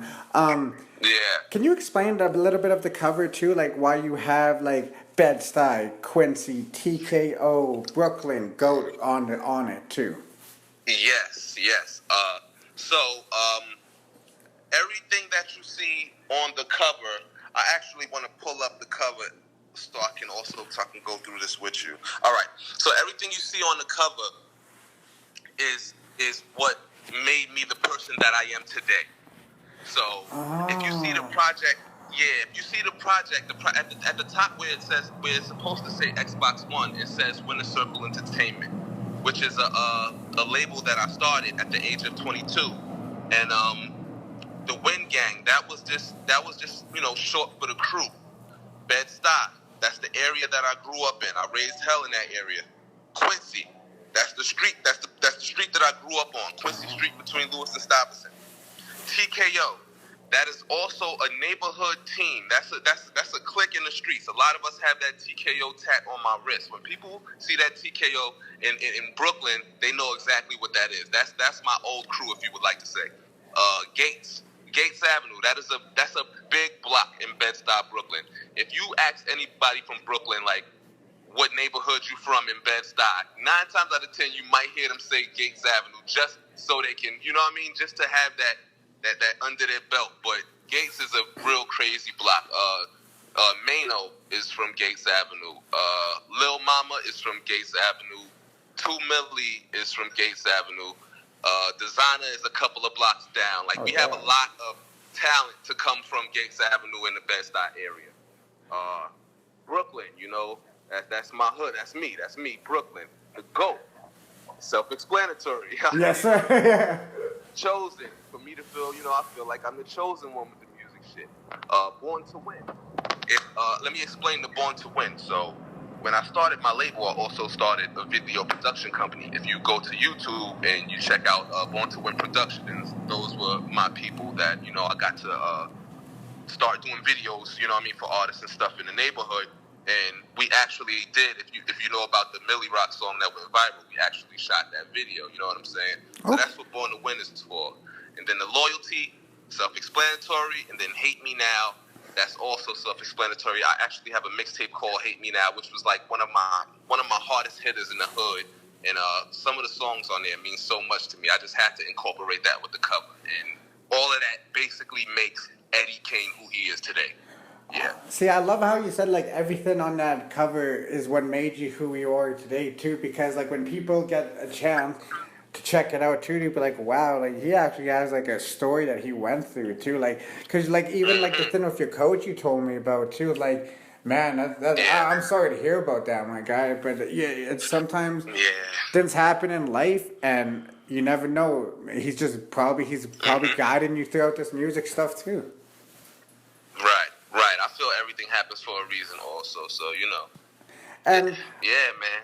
Everybody has a story, bro. Oh, yeah, that's definitely true. So when you're coming up with, like, a video to shoot, too, because you could have shot, like, a video for, like, Putting On, or you could have put, like, a video for Cream, Overkill. Overkill is probably one of my favorites, but you chose Lemonade Mimosas, too. I was like, I still fucks with that, too, but I was curious, like, what made you want to shoot a video for that track in particular?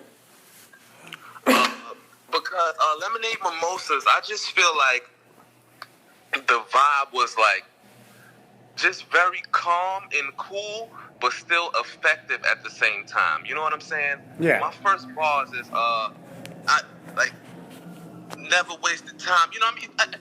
Everything it just flowed, man. It just flowed, and I wrote that song in probably about 20 minutes, and oh wow. I just feel like majority of the songs on 2K19, I had to like really sit back and make sure I put my all into it and I hit specific points.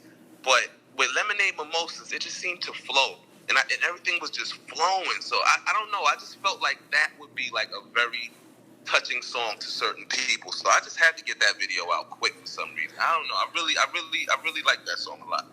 Okay. And do you listen to a lot of your own tracks and like end up being like, you end up liking it, but at the same time like, wow, this is me? Yeah, it's that way. It's that way with me as far as videos. I'm such a perfectionist when it comes to my music that I don't think I can I really have to be like extremely drunk to sit down and listen to all of my songs because I'm such a fucking harsh critic on myself. I'm gonna sit down and listen and be like, oh fuck, I should have said that different. Oh shit, I could have said this different. You know what I'm saying? So I feel like once I put the project out, it's kind of for the people. So I don't really double back unless it's like I'm drunk and like, yeah, I could do this shit tonight. Let me deal with it. And I just let it bump, you know? Yeah, because it's like sometimes like when you hear it and then after you hear like a certain way, it's like, oh, I should have said this, I should have said that. But once it's out for the people, you just never know what people will gravitate towards too. Right, exactly.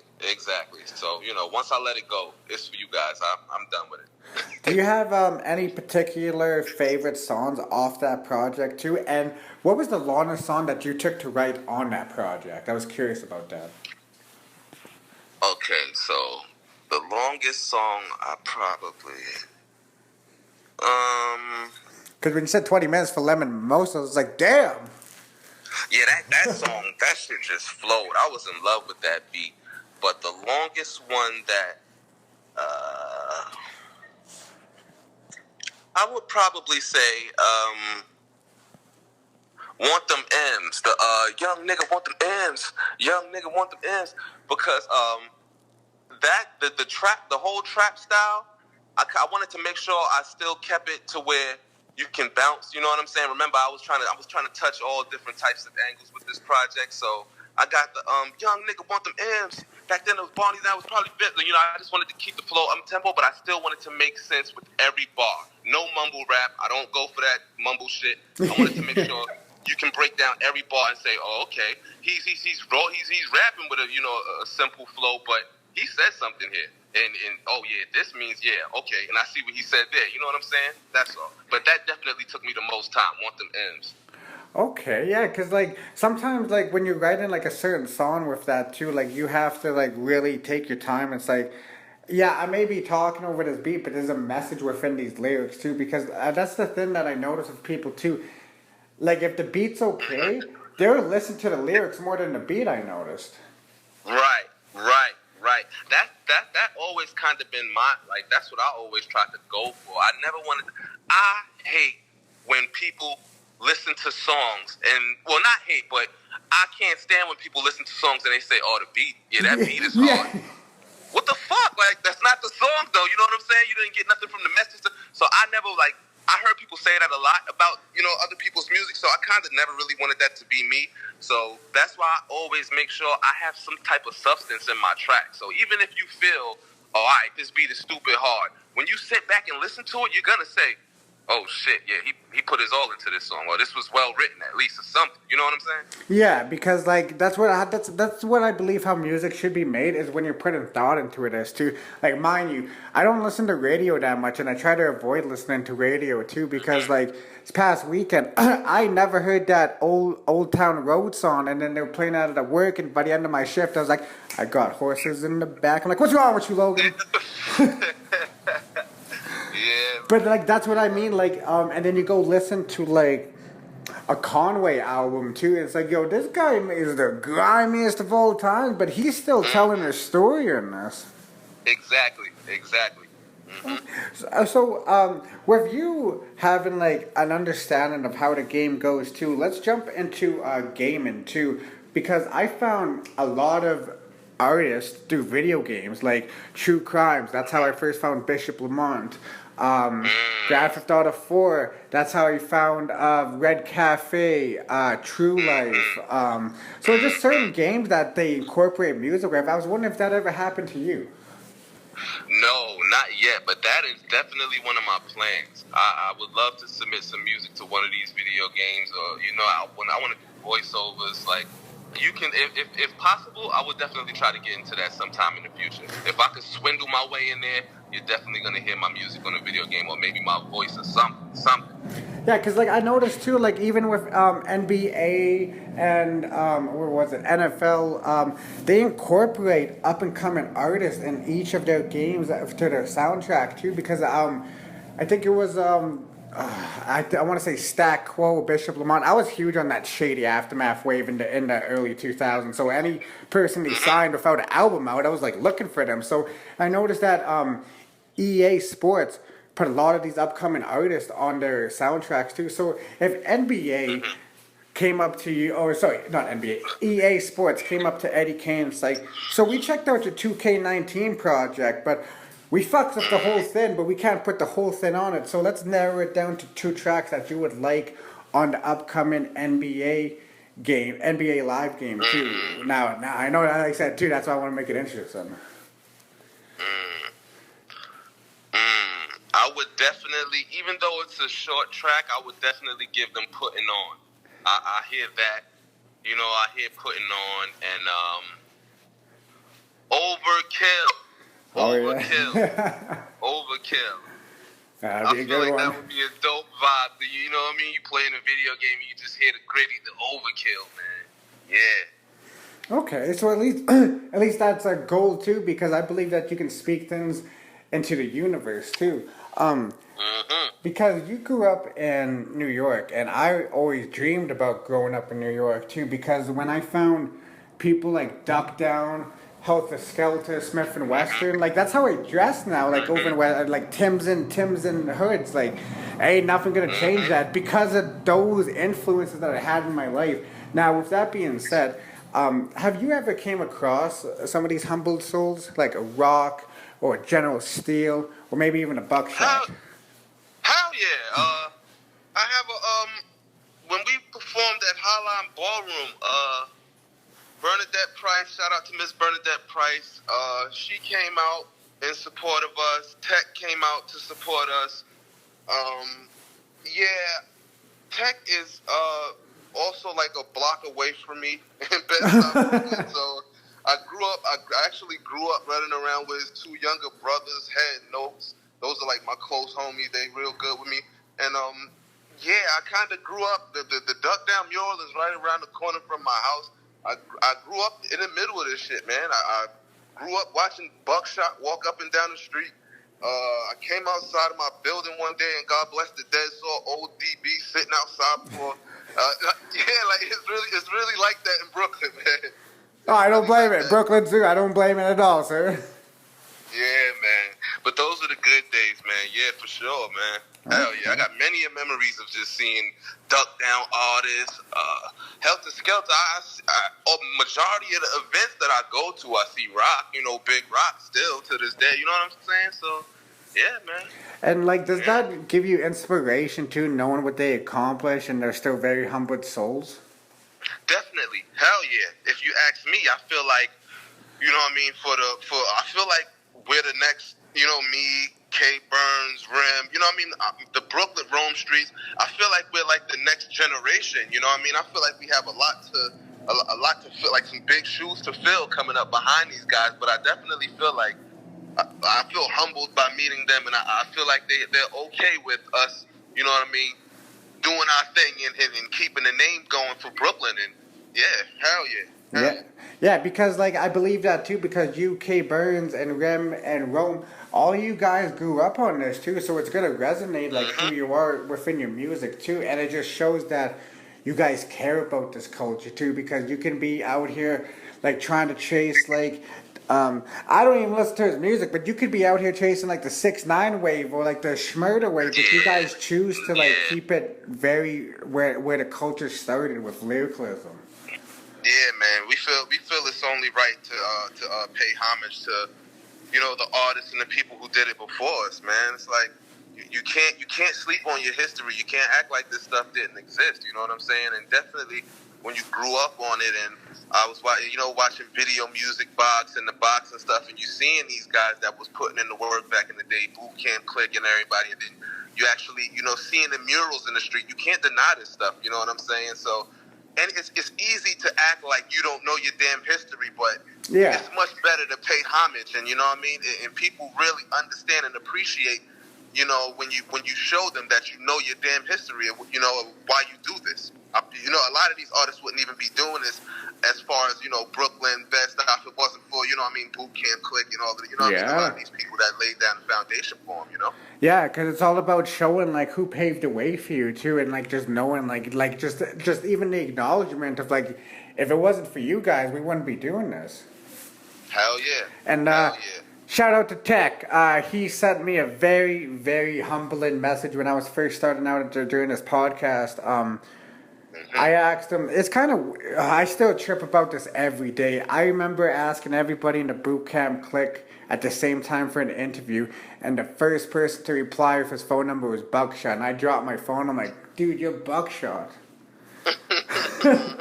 I was like, dude, you are Buckshot. Like, what the? So, anyway, like, that story, I always tell this story. So, at first, I didn't want to call him, right? Because I'm very respectful. I'm like, I'm going to just wait, So, I text him. I didn't get a response. So, I was DMing him on Instagram. I'm like, hey, I don't want to text your number unless you say it's okay. And, he when somebody reads the text message, the DM, and they can see it. So he kept reading it. So I'm like, okay, he sees me. So one day I'm like, man, like I forget what movie, but there was a quote like, life's all about taking a risk. And I remember I'm like, you know what? Like he gave me. What's that?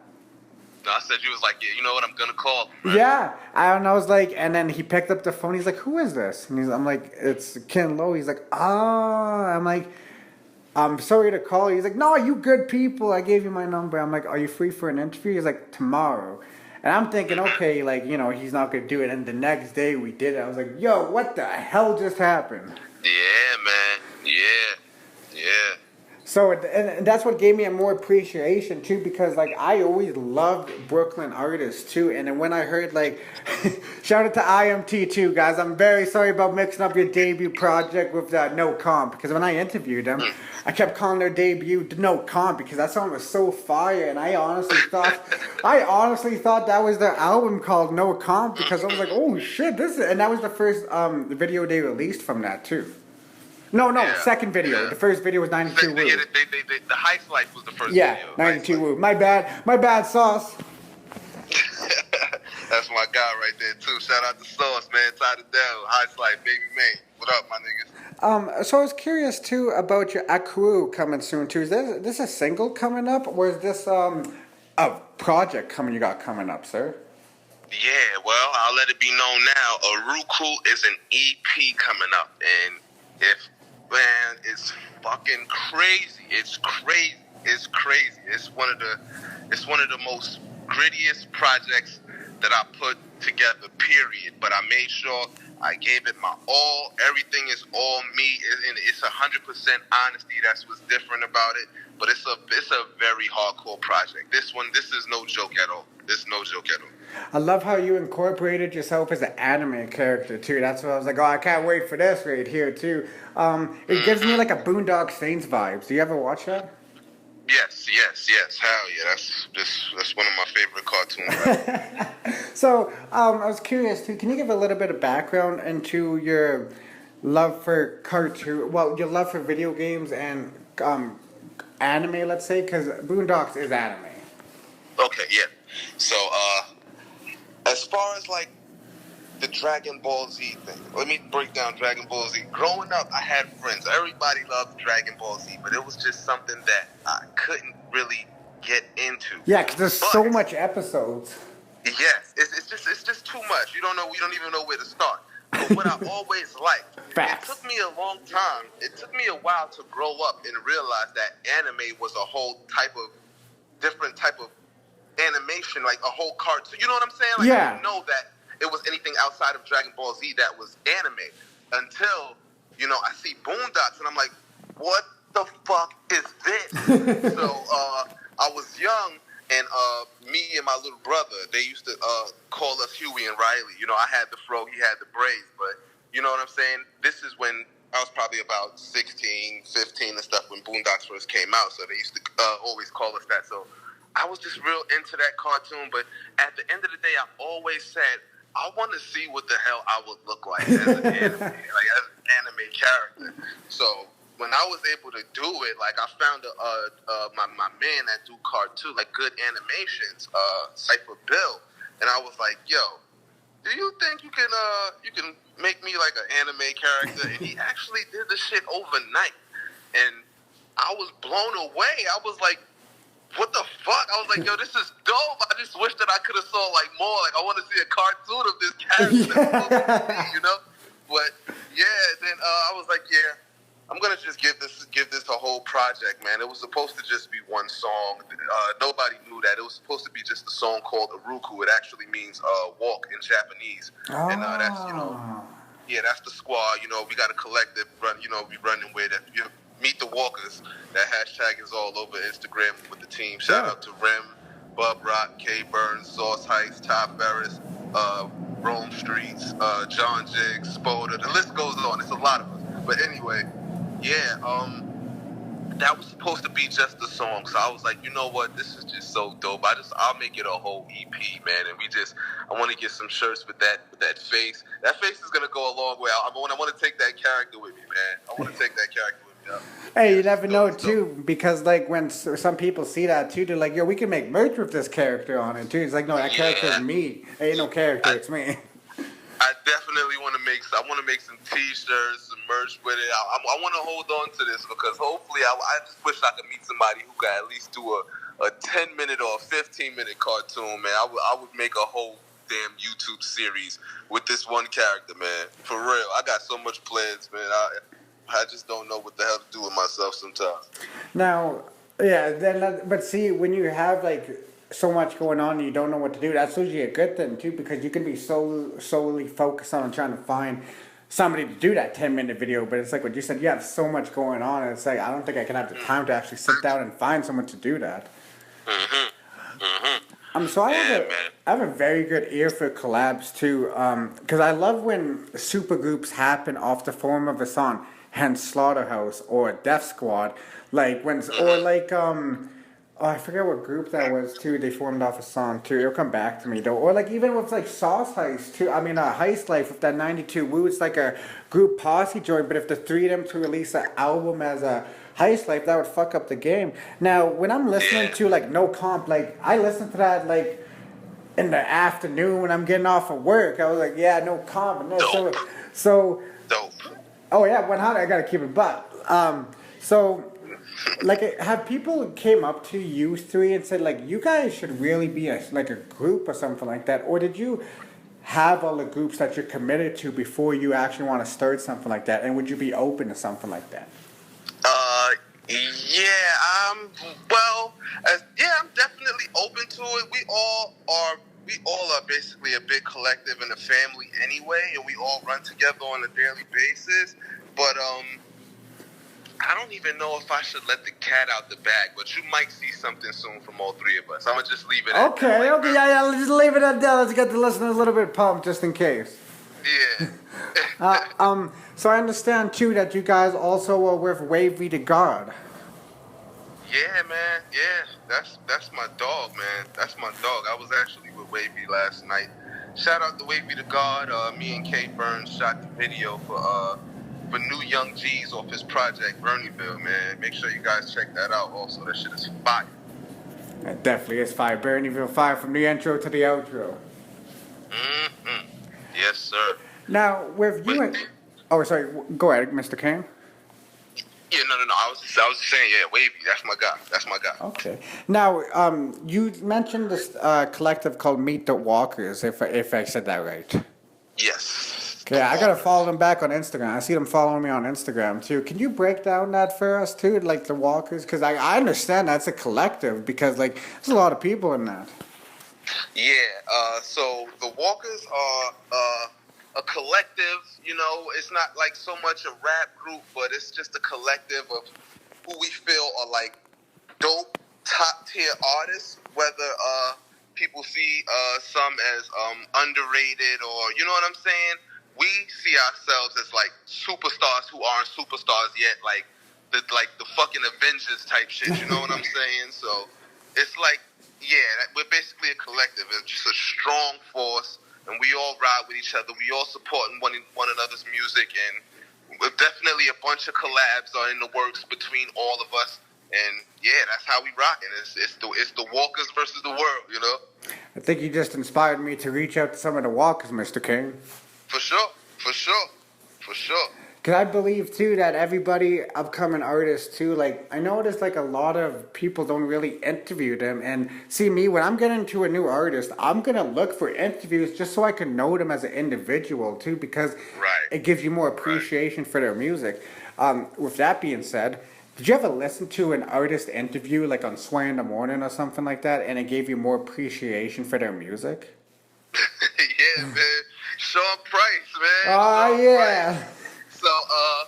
So I've been a P fan, you know what I'm saying, and I grew up on Boot Camp Click, but it wasn't until I met Rim to where I can actually hear personal experiences about this guy, Sean Price. And from the stories that I heard, it was just like Sean Price was just like that guy. Like whether you liked it or not, he was gonna let you know that he was that fucking guy. You know what I'm saying? And he had whether you thought it was rude or whether you thought he was just super cool, you had to take him how he was, and he wasn't going to change for nobody.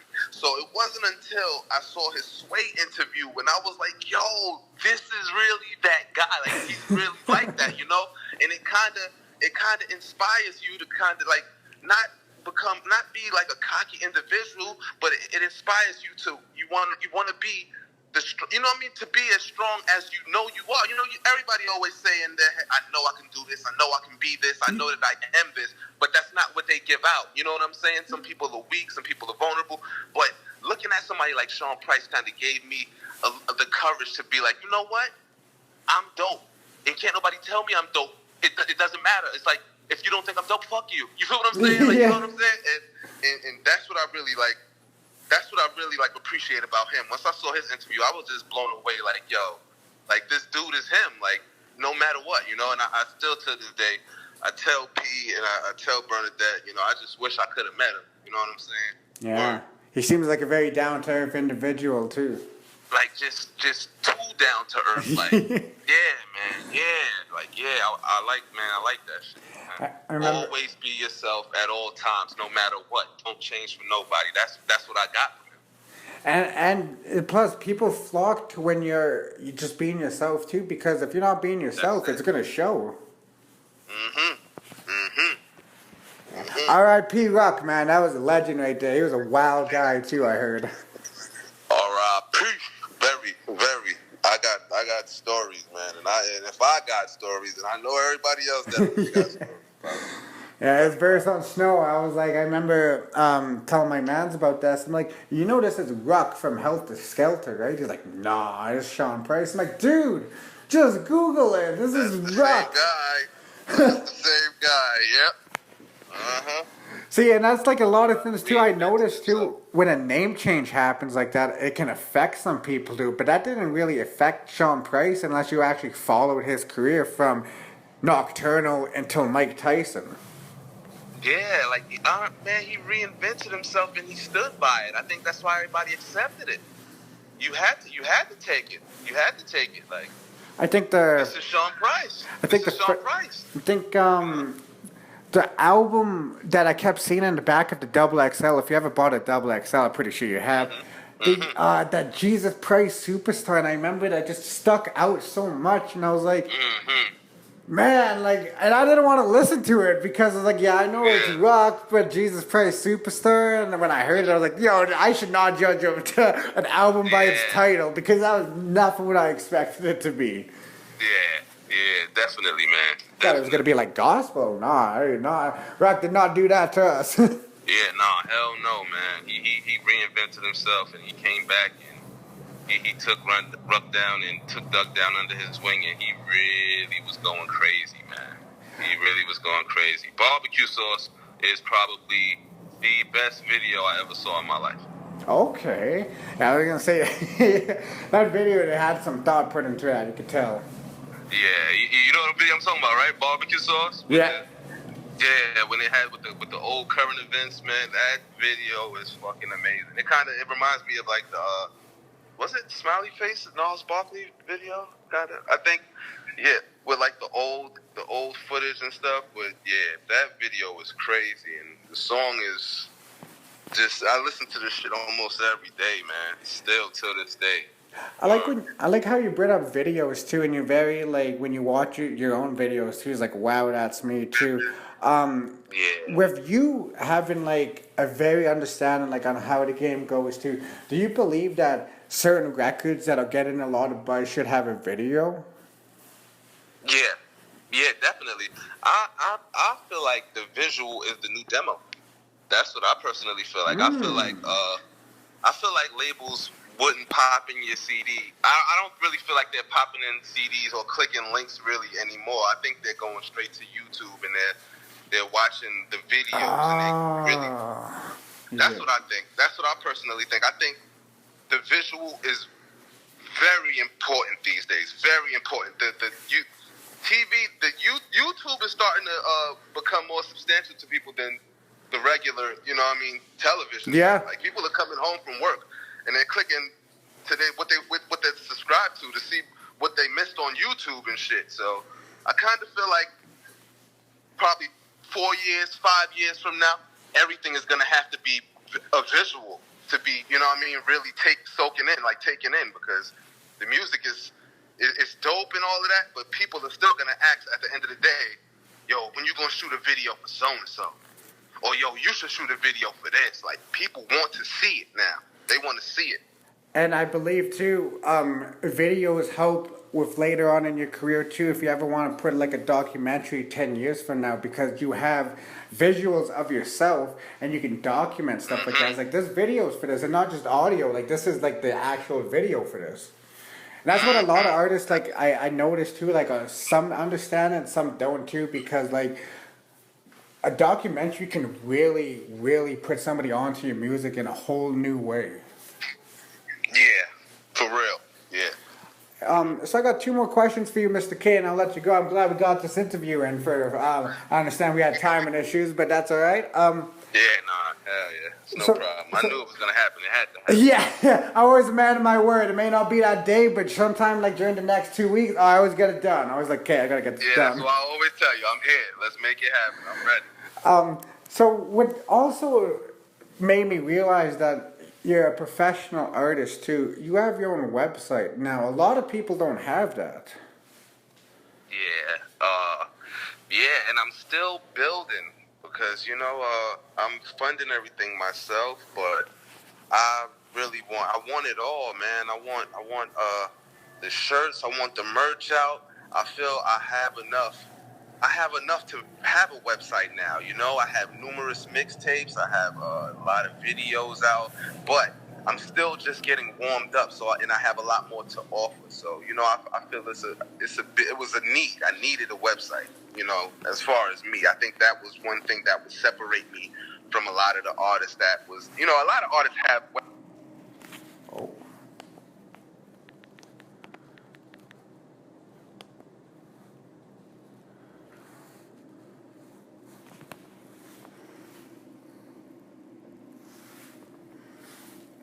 Don't worry, I can edit that out. I'm good at editing. Yeah, it's all good. But as far as the website, I really feel it was needed. You know what I'm saying? It's just, I feel Instagram is good, and all of the other social media sites are good, but it's nothing like a website. I would like to have in the next couple of months you guys be able to purchase music, merch, and check out everything off from that page. So, yeah. Definitely. Okay, and that's the thing that will set you apart from the other people too, because it's like, instead of telling people go to my Bandcamp or just look me up on iTunes, like, I have a website you can go to. Yeah, you're breaking up a little bit, bro. Oh, so as opposed from like to have, can you hear me now? Yeah, I can hear you. So as opposed from like you sending people, like, you can check out my Bandcamp or you can search me up on Tidal or Spotify, you can actually say, you can just look at my website. Yeah, and that's what I've been doing. I'm still gonna jump on Bandcamp and Tidal and all of that, but it definitely been a good feeling to tell people, yo, check out my website, and it's not like a bullshit website. It's eddiekane.com. So yeah, I've been very proud to say that. Like, and it's actually structured like a website, not just like something that you do on GoDaddy. Yeah, definitely, and I'm trying to keep it as updated as possible, you know what I'm saying? And like I was saying, pretty soon I want to give it, maybe 2 months or a month, you know what I mean? Tops. I want you to be able to buy, I'm going to have some merch and stuff on there. I'm going to get a lot going on that website. I want that to be the go-to for all of my supporters. And, if anybody, really wants to know about me, I want them to be able to just go to that website and everything that they need. Check out everything right there, the click of a button. Yeah, too, and plus it's more profit for you. Straight, it's cutting out the middleman. Yeah, you know how that go, man. Sure. So Eddie Kane, this is a question I ask all my guests, and the reason why I ask this question is because nobody can ever answer this question the same, because we're all unique individuals, and that's what makes us all unique and individuals. So with that being said, do you have any words for somebody in a dark place trying to see the light? Hell yeah. Glad you asked that. Listen, 2015, I would consider to be the worst year of my life. And I was very down. I didn't want to leave the house. And it was because of music. It was Music Matters. My shit wasn't clicking. You know what I'm saying? Yeah. But you can take this case and just put it in many cases in life. I want people to know you just have to just stay strong, stay consistent in whatever you do, and believe in yourself, because it's nobody's gonna believe in you until you believe in yourself. Don't rely on anybody to be your savior or to be the one to pat you on your back and tell you you should do this or you should do that. No, you have to make your own path. Don't choose a path, make your path. That's my thing. That's what I always say. And you have to create your own history. Nothing is going to be given to you in this world. Trust me, I know. And I'm happy to be doing an interview right now with Lo. You know what I'm saying? This was something that I would have dreamed of 2015. You know what I'm saying? Just stay consistent, stay on your grind, and the world is yours. Always remember that. The world is fucking yours. For real, it's yours. I love that answer, and I hope that somebody who really fucks with your music will hear that at the end. It's like, damn, Yeah, like that's gonna push me forward. Me too, man. Me too. With that being said, Eddie Kane, I'm really glad you got out of that dark place and started pursuing your dreams, man. Because it's like, I just think if you never would have continued, we would have never got 2K19. No comp. Yeah, you're damn right, man. And I had to pull myself off the couch and get my mind right, you know what I mean, and say, you know what I'm saying. I gotta do what I gotta do for me, you know what I'm saying. So yeah, I'm here and I ain't going nowhere. I weathered the storm, and it's many more storms in it for all of us. But you know, this is life. You know, you can't have ups without the downs. Just, you know, bob and weave, float like a butterfly, sting like a bee, and just keep it pushing, man. Keep it pushing. Yes, sir. And I like how you said, too, create your own history, because no one else is going to create it, too. With that being said, Eddie Kane, too, is there anything that you'd like to plug in before I let you go? Aruku coming soon. At me on Instagram, @ Eddie Kane, and make sure you check out that website, www.umsu. To the walkers and everybody doing their thing. Thank you, Lo, for that interview. And this is it, man. This is it. Holla at your boy. I'm here. I ain't going nowhere, man. I'm going to say, when you come back for Aruku, come back on when you break down the project track by track. Yeah, hell yeah. Anytime. As soon as we drop, you got it. Let me know. I'm here. Let me know. Alright, sounds good, my G. With that being said, this is another classic interview from the Desk Blow, featuring my guy Eddie Kane. There's a lot of real ones in Brooklyn. Yes, sir. BK, y'all already know what it is. Salute to the world. We about to take over. Let's get it.